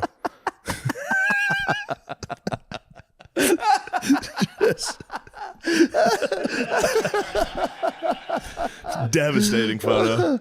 Oh, fuck. I'll find it. I got some good ones of the Okan Man the other day. Nice, Okan he Man's does. gut was out. Oh, no. He's grinched. What up. happened? I thought he was fucking locked in. I thought he was not totally locked in that day. The He gut. looks like the Philly fanatic, He dude. looks insane, dude. He'll have abs in Yeah, a fucking week. He's the king of the temporary lock-in. Which, But I mean, he can gut out like no one. that's awesome. He just gets a huge belly. I mean, yeah, I guess if you get the six-pack fast, you got to get the belly fast, too. It's got to be both ways. I gotta find this one. I like that, though. He looked good with that belly on him. I like the belly. Also, when did you get that photo? That was when I was in Philly. He went to the Eagles game and he went to the Phillies, then the Eagles, back to back. no. And the Eagles was at 1:00. He came. I ran into him. I wasn't drinking at all, and I ran into him, and I was just like, "Dude, you need to go home. You're awful." This is how drunk he was. He was falling asleep at the bar. He was trying to watch the rest of the NFL games on his phone. Beast. He went to the bathroom. I would change his phone to, I would YouTube full game 2010, the exact same matchup, and he's just. At one point it cut to Tom Brady throwing a touchdown to Wes Welker, like a highlight, and he was like, he watched 2010 like Bucks Falcons. You are the devil, dude. It was so funny. That's such a funny thing to do. Oh, fuck. He's like, what the fuck is this? Oh, fuck. God damn it! I gotta find this picture of me and Edie. Oh, that's so fucking funny. Oh, my God. Yeah, if someone's significantly taller than me, I look nuts in the photo. As soon as we took it, I was like, delete it. No, I think I was honorable with that. I posted it on the internet. Yeah, man. Everyone knows. I was like, he's this 7 is fucking hilarious. feet tall. That's Everyone was like, you look like a bitch. Fuck you. Like, all right. I'm gonna put down social media. Yeah, it's totally unnecessary. You don't have to look I've at it at just all. been literally, it just hurts me now. Yeah. I just go, oh, I'd like to be hurt. Yep. Yeah. All right, good. That's good. 3 minutes of watching a show. I go, this scene's boring. Let's get hurt. All right. There we go. That one really hurt. I was in the shower today, and I don't know if this is like the dumbest thing ever, but I was thinking how 97% of people, I think maybe even 98, are like terrified of public speaking. Yeah. Then if you asked anyone, like, would you like to be famous? It'd be like, more than anything ever. It's like, well, dude, it's the literal fear of public. You're It's just the worst. being stared at. You're constantly perceived. Yeah. It's a bad feeling. It's bad. I mean, yeah, unless you're a psycho that likes being perceived. Yeah, true. But I don't like it. I hate it. It's true. I've been stricken down with the melancholy, dude. I went for a walk the other day. Yesterday, I was going through it. I was like, I don't have anyone to even talk to about this stuff. Yeah, true. Yeah. Like, yeah, I see everyone saying I fucking stink. I got a message the other day from a lady just going, hey, just so you know, me and my boyfriend watched your special. It sucks so bad. I hate it. And I just watched it. I was like, God damn, dude. Like a nice little message from a lady. I said, Yeah. what the fuck? From a lady? I expect this from a guy, but what the hell? Why would a lady go out of her way to fucking take me down? Yeah, a lady crazy. hurts. I was like, what, are you pulling my pigtails or something? Yeah. She got me. I gave him the God bless. I went, God bless. Yeah, God bless is just nice. God bless, man. Just, I hit a lot of God blesses. Yeah, just God bless. Yeah, it is. It's a weird thing to complain about. Be like, dude, you must be on cloud nine. Like, I'm deeply depressed right now. That's good you get that. I get nothing but like, are you all right? Really? Yeah. Oh, get yeah. like people like, that must be really hard what you're doing. It must suck. And then you're like, well, there's good parts. I like it. I like what I do. I get a lot like, are you excited? You're like, no. I don't have the same feeling every day. It's just fucking kind of weird anxiety. But Yeah, it's not good. You do have to be a psycho to yeah. enjoy it. Yeah, to step in and be like, And then yes. you're like, I see how Chappelle left for Yeah. a while. Yeah. There's a daydream all the time where I'm like, I could leave. I could leave for a few years. Yeah, I also think it's yeah, I feel like it's not a bad thing. I probably will. Give me 2 more years and I'm Yeah, gonna go away for a while. that'd be nice. If gotta- I can. A well, lot of here's- people have a tough time leaving. Yeah, true. You got to get off the stage for them to want you back on the stage. That's true. You know? Yeah, but you also got to do a cool new look. You can't. You got to go. Letterman grew the beard, dude. You got to do a cool look. You got to do something sick, dude. I've got it. I'm gonna change the pigmentation of my skin. I'm gonna go away for 6 years and come back black as hell. So my question was, would you be Shane Bad or Shane Quake? Shane Quake. We'll see. We'll see if I'm on a weight loss journey while I'm doing it. Shane Rock, Shane Bad, or Shane Yeah. Quake? Or Shane Smith? Shane Smith. Shane Smith I'm would coming be back nice. bonkers, dude. I'm coming back fucking slapping people, screaming. Shane Smith. Not to be confused with the guy who does Vice. True. Yeah, I think about it. Yeah. Well, yeah, it'd be nice. But then it's, like, what would you do if you did a pure sabbatical? I don't know. Just goom? Probably just goom jack off for 5 years. That'd be like a monk-like existence. Don't talk to anyone. That'd be awesome. Just disappear. Go to Madrid, jack off for 5 years, come back black. Come back black as hell. I could do it. Chappelle came back jacked. Do you remember that? Yeah, he Chappelle came back yoked, way too bro. jacked. He came back yoked. He was too jacked. True. He came back jacked. His head didn't quite fit. He did get absolutely yoked. Yeah, when he left, he was so skinny. Yeah. I'd have to, just in honor of that, I'd probably sex change. Yeah, we'd have to do If something. you're coming back with a We could pigmentation fucking therapy. Wachowski out. The brothers could come back. I could just keep on my normal life. Yeah. Like, oh shit, there's a guy's a girl now. Oh shit. Yeah, Yeah, we'll see. Yeah, true. True motherfucking Getting net. stricken down with the melancholy, and it's probably the sickness as well. Sickness will do it. An illness will give me some melancholy, Yeah. but we'll be all right. Yeah, I mean, you just have to break through to a whole other level. Yeah. You know what I'm saying? Oh yeah, I've thought about it. I've been laying in this room thinking about the changes that need to be made. Total lock-in. And it starts with getting rid of fake friends. It's time for me to completely isolate myself. I've reached that level of fame. Now it's isolation. True. You might have to do Luke Skywalker on the mountain. Yeah. That'd be sick. You come back and you're like, dude, my I dynasty. thought about the has- best Down syndrome joke of all time. I'm back. Hell, motherfucking yeah. Yeah, baby.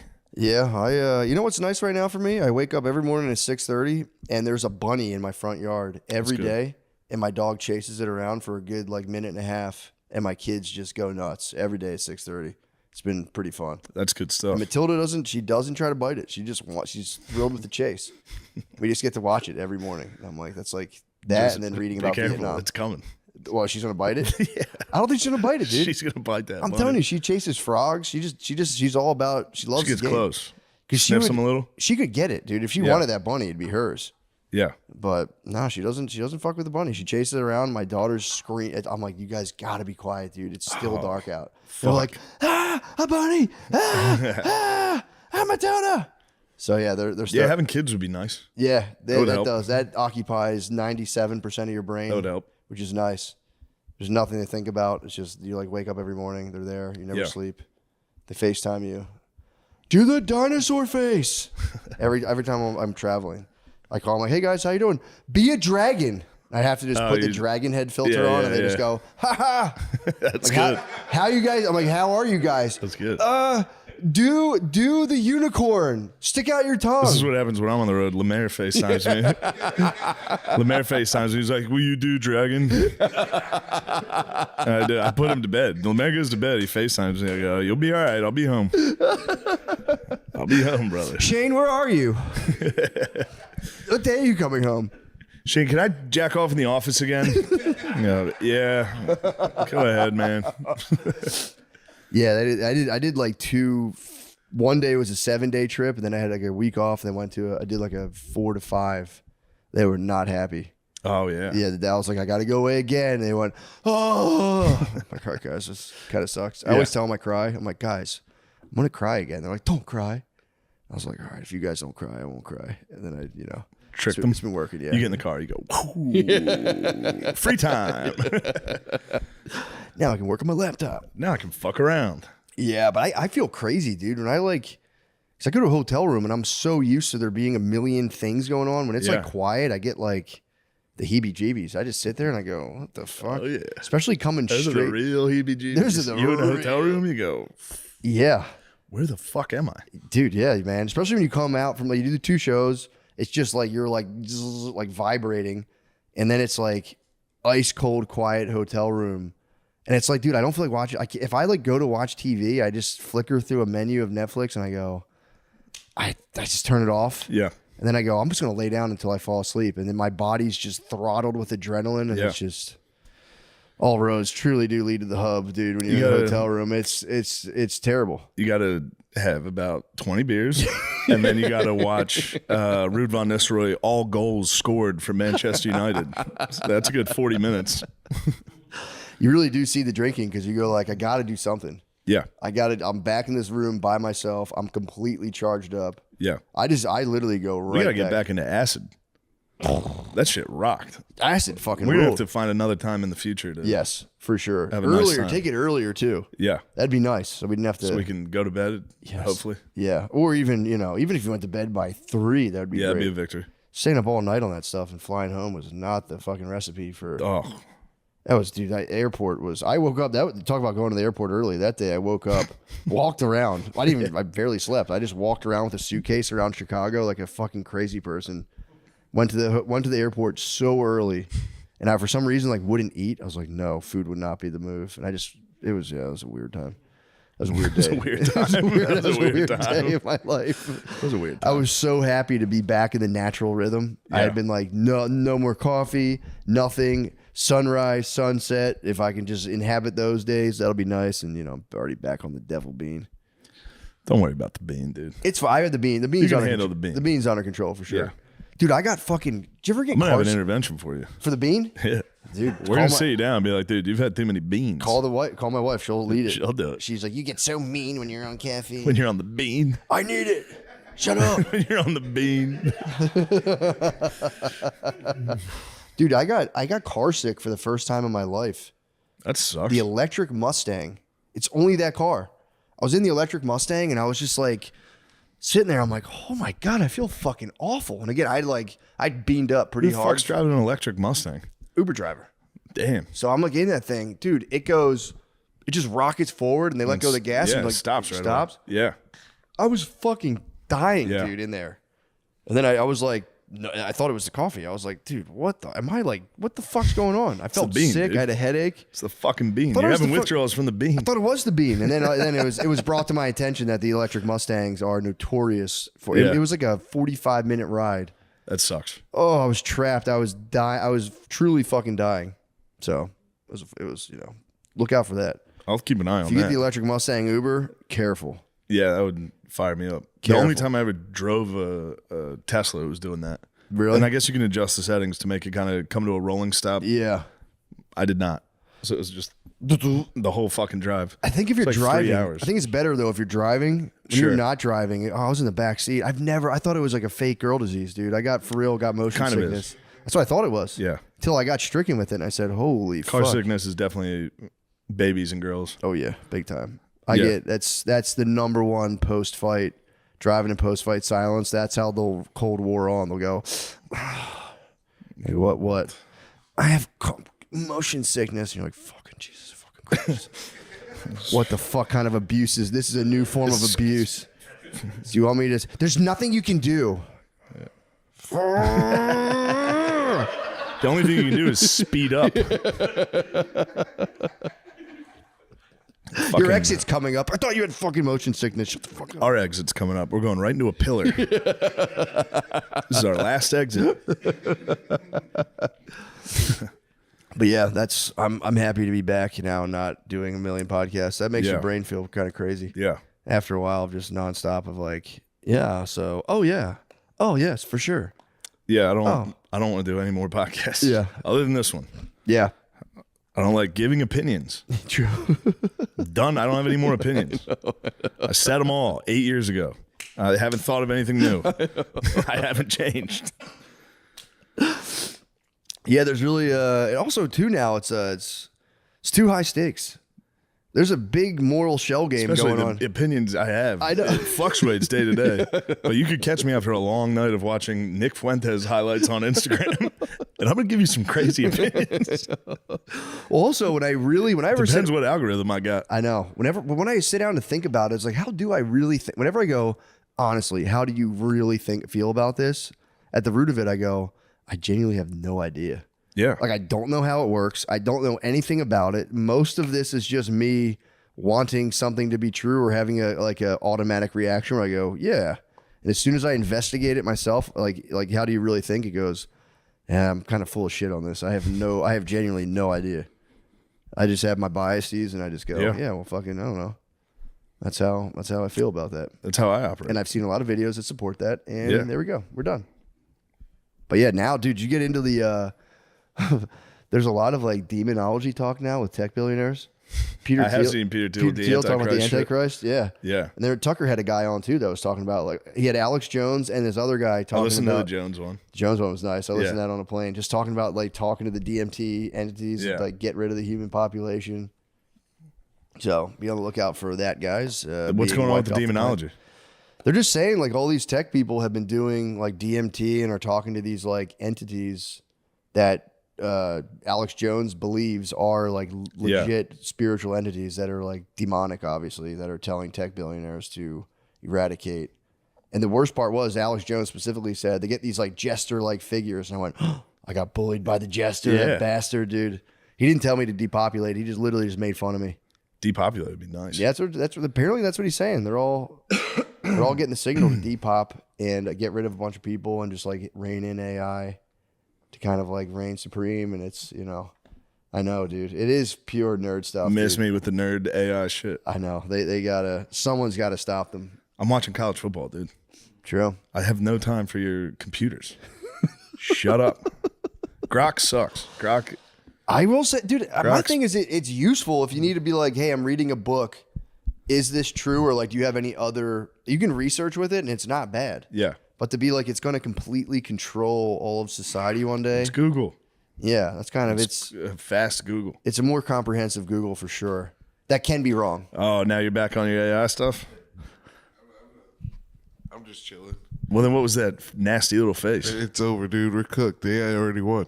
I don't think so, man, because they're talking about the super intelligence. I don't know. Oh, dude, and they're like anti-humanists. They're trying to become like transhuman.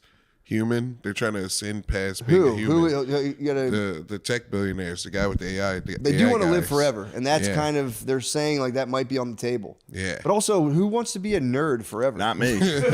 Just an eternal nerd. Eternal You nerd. could give that, I'm not trying to come at Zuckerberg. You give that guy 2 more 1,000 years, and they're still going to be like, "Who the fuck is this nerd?" Finally, there's going to be a super bully. There has to be one chosen one in the next 2,000 years that's going to punch all these guys in the belly.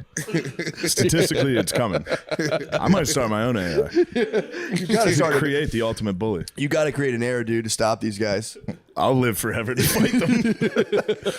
You guys are actually gay. Remember when you got a boner in 3rd grade? I was there. I did the research. I recreated it right here. You got to pour all of your worldly money into a bullying AI. So you guys are fucking losers.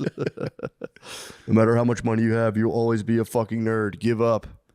We will never. We won't find the right combination of cool clothes and jiu-jitsu. The cool clothes are fucking Cool clothes crazy. are crazy, bro. Like a box T-shirt and a chain. What the fuck are you doing? The best part is like imagine if I was a billionaire and I hired like all kinds of stylists and they just dress you like a Paul brother and you're like, what the hell? That's what happened. I got a stylist. They would dress you like Fucking gave me like 10 Paul Brothers shirts, and I was like, "You guys got to get out of here. I'm not wearing any of these ever." No. Because I wanted. I was like, I can't buy clothing. Yes. There's something in me. I cannot buy it. I buy the same thing every time. I get gym shorts and T-shirts. I need somebody to buy me one thing. Yeah. So I forgot all about it. And then these ladies came to my hotel room with like racks of clothing. And they're Nice. like, just try these on. Yeah. You're like, I just had should to be do like a right- fashion show right for here? 3 women. Yeah. It was the most embarrassing I thing could get I've into ever that done. if they like hiked my pants and checked how loose they were on me. There was some of that, which was very nice. That's nice. But no, when they left, I paid a little visit to the beat-off ferry. No, it was such a disastrous day. Dude. I was in LA for, I think, the Super Bowl commercial Yeah. last year, and I brought my Xbox. Nice. I had fucking Bannerlord fired up. I get to LA, I'm like, finally, some peace. Start playing Bannerlord. There's a ring at the fucking, my hotel phone rang. And they're like, we have some people to see you. I was like, oh shit, I forgot about this. Oh no. And then I had to try on literally like fucking Harry Styles outfits. Like fucking like bell bottoms. Yeah. Like now, can you do a backflip? Dude, I look like Can you do a a backflip fucking off moron. the bed? I look like a moron. Hire your sisters and mom to be your stylist. They are. This is it. That's good. This is This is what they bought me in 5th grade, and I'm still doing it. This is it. Yeah, no, Brittany got a stylist, and same thing. I was like, have her get me some pants, and it was a battle. I was did like, get some dungarees out of it. Yeah, you do learn I kept about some dungarees. I've learned about a couple They're nice, just regular comfortable jeans. things. Yeah, I'm but too no, fat to be wearing cool clothes. no, dude. That's- Well, they take it personally when you're like, dude, I hear Yeah. you, and that's nice, but like, and because you have to explain to like, that's kind of for pussies. And they're like, what are you talking about? This is like what I've studied, and you're gonna look great. And you're like, yeah, but like, and they kind of come at you like, oh, what? I guess you're just like not confident. Like no one's gonna tease you. I was like, first of all, yes, they First will. off, you wouldn't guess how many people will tease me. It's a number you can't imagine. Millions. And it's like, dude, Brittany's like, she'll get on my ass about it all the time because she's like, just because your brothers called you gay when you're in 6th grade doesn't mean you have to dress a certain way forever. I was like, Yes, it does. it does. Yes, it does. That was good that they did that. That's a natural. Yeah, That's biological. for sure. You should have that. Oh yeah, dude. No, it gets because then it gets weird. Because also, like I've noticed, high black fashion. First time in my life, I'm going. You guys are good with that. You guys can have that. The fucking yeah. black guys have found out about Jinkos now. It peaked in 04. Yeah. Black fashion, dude. G Unit was probably around then. I would say FUBU jerseys, G Unit tank Diplomats top, and G Unit, the best. they had it. Then it was That was skinny the peak. jeans. Now it's just been. It was skinny jeans. Now they're and just white recycling guys- old white guy shit. Yeah, Yeah. They're White- like, now we're goths. Now we're vampires. I know. You go, it's Yeah, coming. what's going on in the black high fashion world? Because I feel like you guys have lost your way. If I'm being honest, as brothers, and that we have, Yeah. before Shane race transes, race transes into I'm gonna race Jinkos. trades. I'm coming back jacked and in Jinkos. I'm coming back as Jaleel, yeah. holding a handbag. I think the Jordans are too expensive.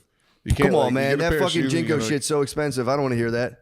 What You is- telling me black fashion has hit a thing where they're finding budgets? Good luck with that, dude. That's not the case at all. Yeah, we're talking to NBA. We're talking to NBA pregame. We're talking Yeah. to walkout. Yeah, man. Those outfits are fucking They're kind terrible. of sus. Sometimes they're sus. Sus as fuck. Crazy They wear like sus. vests with no Or undershirts. a purse, like They'll rock a purse. with probably nothing in it. It's Yeah, it's right, gone dude. too far. Like that does make it worse though. At least put something in your purse. Did you see Cameron's bag? When Cameron paid Adrian Bronner, he had a bunch of cash. That's what we're missing on the podcast. We need a designer bag with $100,000 in it. All right, I'll get it. And we'll have a guest on every week, and just every week, yeah, exactly. That'd be nice. get it. And then every week, I'll go, yo, Nick Bryant. yo, bros, now you just 5 minutes into every podcast, like you got to That's roll, enough. dog. You got to roll, dog. I'm gonna pay you for your time. We gotta get Cam on here. That would be sick. He hit someone with the best pause I've ever seen. Really? I think the guy was talking about it was an athlete, and unfortunately the guy goes, "Yo, like my fucking head game's crazy," and I don't know what he was trying to say. Cameron just goes, "Okay, hold on, big pause." Like, He got Le'Veon Bell with some good ones. He's like, and I just went to Kansas City and they just knew how to like use me. And he was like, hey, yo, I was gonna let the last couple slide, but pause. Wonderful. I really love the attention to detail of just like sussing out anything that could be perceived as gay. And just stopping a serious interview and be like, well, hey, just so you know what you said sounds like you're having sex with guys, but otherwise go on. It's like, I got rogies with one that I just couldn't contain. Really? I was doing the podcast with him and he was showing the highlight of Michael Chandler kicking Tony Ferguson in the face. He was like, look at that, just a ball of muscle just exploding in your face. I was like, pause. It was like a guttural pause. Andrew Santino got one out of me. I think it was last year. I was on his podcast. He was talking about the stretch lab, and I'm like, oh, I heard of that place. You go to a place where all they do is they stretch you. Yeah. And I was like, so we're talking about it. He goes, this guy's just been stretching me to my limits. And I was like, bro, I'm sorry. That's the worst I'm pause on your I've ever show, heard. but I was like, dude, I don't want to be disrespectful, but obviously, pause. That's crazy. Being like, Yeah. because he had a couple that I was like, I don't want to be rude. And then it was like, when he just stretches you to your limits. And I was like, all right, dude, Getting stretched out by a dude. just for the record, I just have to throw a quick pause in because this is kind of nuts. I thought he was doing it on purpose to get it. Like, Yeah. Which maybe he was. I don't know. But yeah, it was very funny just to be like stretching me to my limits. I was like, The people that talk to you about their health, they'll hit you with 10 pauses in one. yeah. It's that. Yeah, it's like true. I've just been stretching in the morning. I get stretched out, and then I run until my body can't take it, and it's just like I get so thirsty. And then I drink water; it goes right down my throat. It's like, stop telling me about your gay fucking workouts. Guys, I will be in the Bricktown Comedy Club in Tulsa, Oklahoma this weekend, 10/24, 10/25. I will then be in Off the Hook Comedy Club, Naples, Florida, 11/7, 11/8. Comedy on State, Madison, Wisconsin, 11/14, 11/15. And then the Funny Bone Comedy Club, Syracuse, New York, 12/19, 12/20. Nice, And stay tuned for I think I might go to the Stress Factory too. So sick. yeah, in New Brunswick. November 7th and 8th. November 7th, I'll be in San Francisco. November 8th, I'll be in Sacramento. So please go to those. Ooh. What about what are you boys? Any of you guys got anything you want to come see the fellas? Here we go. Yeah, get in front. If I think the day this comes out, I'll be in Atlanta, Helium, in Alpharetta, 8 p.m. and Optimum Noctis. When's the next one? Fuck. First and third Tuesday of every month. Yeah, that works. Nice. Thank you. All right. Please come. Thank you. Oh, Lemaire wants to look at that. Sorry, hello, it's me now. Hey, everybody. I'm going to be in Iowa. October 24th, Just October pacing. 25th. You gonna be in I'm Iowa? Be in Des Moines, Iowa. When? This weekend, October 24th, October 25th. Yeah. Oh. It should be a hoot. Please come. That should Give me be a fun. hoot. Go see Lemaire in Iowa. That'll be fucking crazy. Panties in mouth. I'm all powerlifting right now. I told you I'm heavyweights now. I'm worried about you. Why? That's how you get really fucked up. No. It's like I go 6 rep max, so I don't go like as heavy as possible, but I do. What are you? You're not doing like deadlifts, are you? Oh yeah, Heavy deadlifts? I did 205 yesterday. All right. That's not bad. Stop. I'm keeping it there. I'm keeping it at a 6 rep. Yeah. Whatever I can do 6 of, I leave it there. Dude, you feel so awesome after that. Yeah. I leave. I was doing like circuit training, and I like it, like going high Not cardio. lifting. Huh? Fucking rules. Lifting's the best, Yeah. dude. I mean, I still was lifting, but I was doing it like fast and like there's a lot of cardio. Now I'm doing like lift something heavy, chill, text, go on Twitter, chill. Get hurt. Yeah. Get hurt by Twitter. I'll show them with my next rep. Thanks, fellas. Whoever sent me that. Yeah, Twitter, I can't even read it because it's like I get tagged in so many like 97 person things Yeah, that like yeah. there's no direct, I just read and Yeah, I just, don't get a lot of insults on Twitter. I just get Yeah. propagandized heavily on Twitter. Yeah. I do some research and it's goddamn, Twitter's fucking wild, man. It's a really negative space. You go on there. It's all negative. It would be good. I wish I could like fully get into that though and be like, fuck yes. I watched a video today of I don't remember the guy's name. He's a Republican explaining like the shutdown. He He goes, guys, I'm gonna be honest with you. I'm not gonna sugarcoat it. Here's what's going on, and just fully was like, it's all the Democrats' fault. And I was in my kitchen laughing, being like, dude, I wish I could just be in here and be like, motherfuckers, Fucking Democrats. what the fuck? They gave you a fair bill and you guys responded with $1 trillion to fucking illegal immigrants, you motherfuckers. I mean, how else are they going to get their votes, brother? Come on, man. If what the guy was saying is true, it is damning because he's like, we've tried everything. Because they're about to run out of the SNAP benefits, bro. I heard about that. It's not good. It's not good. It's not good, dude. I've seen people putting out the fatwas on Walmart's, and dude, Walmart's about to be fucking lit. Walmart's for gonna thanks. be a battlefield. So it's so funny to be on TikTok being like, I'm about to fuck Walmart up. It's like, don't go on TikTok and say that, you fucking dumbass. They have you on camera. I'm gonna do what I have to do and fuck Walmart up. Lemiz, you should get into a Walmart. Just rummage. Right now. Well, wait till everyone else is doing it, Yeah. and then get in there. No, I tried to do that when everyone was protesting in the pandemic, but none of my friends wanted to go. You wanted to loot a little. Just a little bit. Loot the mart, dude. The mart is ripe for a looting right now. I hear a lot of Punk-ass people. Nate just shook his head. I don't like you thinking about looting. True. You're going to get pinched, Lemaire. True. You have the vest still? You used to work there. You could do man on the inside. True. You did loot before it was cool. When'd you loot? You got a good looting in? You guys should have looted a GameStop. What were you doing? Yeah. Well, he's. You guys were allowed to I was loot. working at one. He's got company ties. Of course, but Inside man. the second everyone was like, nah, it's cool. You guys can loot for like a couple months. I would have hit the GameStop. I wasn't allowed to loot. You could have looted. No, the honks weren't allowed. Y'all were looting with us a little bit. There were some honks. A little. Yeah, a little bit. A little is fair. Thank you for saying a little. Real small amount. There was just as many defending the targets in Walmart's. Or that fucking fat lady in a wheelchair. She deserves some respect, dude. For defending it? Yeah. True. She was trying to keep civilization together. Yeah. She probably was at her fucking wit's end. She's probably, what the fuck are we doing? We're not. You can't just take everything. Yeah, when I was in Philly, Like, my fuck home you, Target, bitch. So I like punching her. my home Target got shut down for a while. It was a major inconvenience. That thing got destroyed. Yeah. The one on, I think, like in Ballard Kenwood got fucking leveled. But yeah, be careful. I've seen a lot of people promising that they're going in. One lady said she made a deal with God where she wasn't going to loot anymore.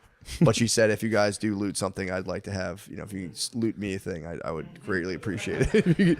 While you're out looting, just like a grocery kinda list. fair. Yeah, it was actually Kind of nice. kind of nice. Yeah, a lot of I've She seen. had a grocery list? Well, she was just kind of like, there's some things. Yeah, if you loot, grab me a couple Yeah. things. She was pretty modest request. She's like a pack of noodles and a case of water. Yeah, some Butterfingers. Yeah. If there's extra in the cart, a snack, a treat would be good. Yeah, it's looking fucking grim, man. I was telling you, I saw a lady. It was just a compilation of like everyone spazzing out at the benefits, and the lady just did one of the nicer, more constructive posts where she goes, "Guys, they have these survival packs at Walmart, which you can get like I think it's 25 meals, $37. Just add water, I think 20,000 calories, and you can just if you get one of those, man, Yeah. that's paid. The MRE, they trick me. I think Tucker sells them. Does he really? Somebody sells them. Patriot. Oh. 4 Patriots. They trick me, dude. Every once in a while I go, yeah, I should probably stock up. The Patriot podcast, Alex Jones, And then I don't buy Tucker's- groceries, so I would definitely just be going into my fucking doomsday bunker and clearing it out. I was reading that Vietnam Doomsday book. would happen. We get down there, I'd be like, oh, Is that the bunker? shit, I ate everything. Fuck. Shit. Yeah, they were saying they used to make they would heat, so they get like the rations in Vietnam, and they had a little bit of instant coffee, but they'd have to use C4 to light this little thing. So you'd have to like get a tiny chunk of C4, light it to boil the water. That's crazy. It's fucking insane. Yeah, just a little bit. And you got to get like downwind of it because I don't think the stuff was too good for you if you breathe it in. But yeah, it's just hopefully things turn around, man. I mean, this is I'm not worried about the SNAP thing. yeah, I'm confident they'll get that fixed. I think so. There's no If dude they don't get that fixed, that's a problem. But by Thanksgiving and Christmas. That'd be terrible. they'll get it fixed. Yeah. They will. Well, yeah, if you guys want some more information, check out Sean Blazington's new video. Dude, I caught it first thing this morning. It was, Got you going? yeah, it was funny because he does the montage he puts together. It's like, dude, come on, man. We don't need 30 minutes of these vines. You're painting a very negative picture right now. But then a he lot of goes on. minds. He goes, guys, my heart's with all the moms who are suffering. And then like within 10 minutes, he goes, y'all mad? Daddy Trump ain't giving you your snacks. Now you're acting like a brat. He's just, I think he's just kind of a troll. But You got to give the people their snacks. snacks are a must, bro. Yeah. You got to do the snacks. I didn't 'cause- realize how many people were on the snack program. I think a fair amount. Fucking ton of people are on the snack Oh program. yeah, a lot of people. Yeah. So especially Thanksgiving, dude. You need your snacks. You need your snacks. Thanksgiving and Christmas. Snackless Thanksgiving and Christmas. Because dude, the one lady was like, for Thanksgiving, grab one of these ration kits, and I was like, Ooh, that's a tough Thanksgiving. took me back to when I was in Philly one time. There was this old, he was this old white guy, and he was like just a kind of a drunk. And I was in this grocery store in West Philly. It was kind of like a depressing market, and I remember he put a can of, it was like close, it was like, I think it was like the day before Thanksgiving. He put a can of Spam on the thing, and I was like, fuck, this guy's definitely eating Spam by himself on Thanksgiving. And he like, the lady was like, hold on a second, I gotta do my register. And he just goes, patience is my strong suit, man. I'll never forget it. He's having a good I time. was like, what a great guy, yeah. Yeah. Just about to hit the Hawaiian Thanksgiving. They love Spam in Hawaii, bro. They do. Oh, like, it's, I can't get with don't. Yeah, I don't think I've ever really even. I don't remember having it. I've tasted it once. Is it just the inside of a hot dog? Kind of, yeah. Yeah, kind of. Yeah, It's like if you made tofu out of like a pig's eyeballs. yeah. It's kind of what it reminds me of personally. Witches got a hold of some pigs that I have a newt. Yeah, we did it. We did. Anything else you want to talk about? No, dude, that's it. Hopefully Yeah. next week we'll dredge I'll be the back. I'll be internet. back from this illness. I'll be Yeah, back. dude. Thank you for that. Stinks, man. Yeah, it sucks being sick. Especially talking when you're sick fucking blows. I'll be all right, man. Thank What do you. you got? What do you got to do this weekend? Nothing. Can you recuperate? I can recuperate. That's good. I'm off this weekend. I got to go to Philly on Monday. I kind of got a shitty week next week. Do you really? I got to go to Philly, and then I got to go to LA next week. Fuck. Yeah, that's gonna be tough. And then San Francisco and Sacramento. Ooh, nice. Sacktown. Yeah. Sacktown's sweet. Sacktown is sweet. Sacktown's Hopefully crazy. the Diaz boys show up. Well, nice. All right. Bye.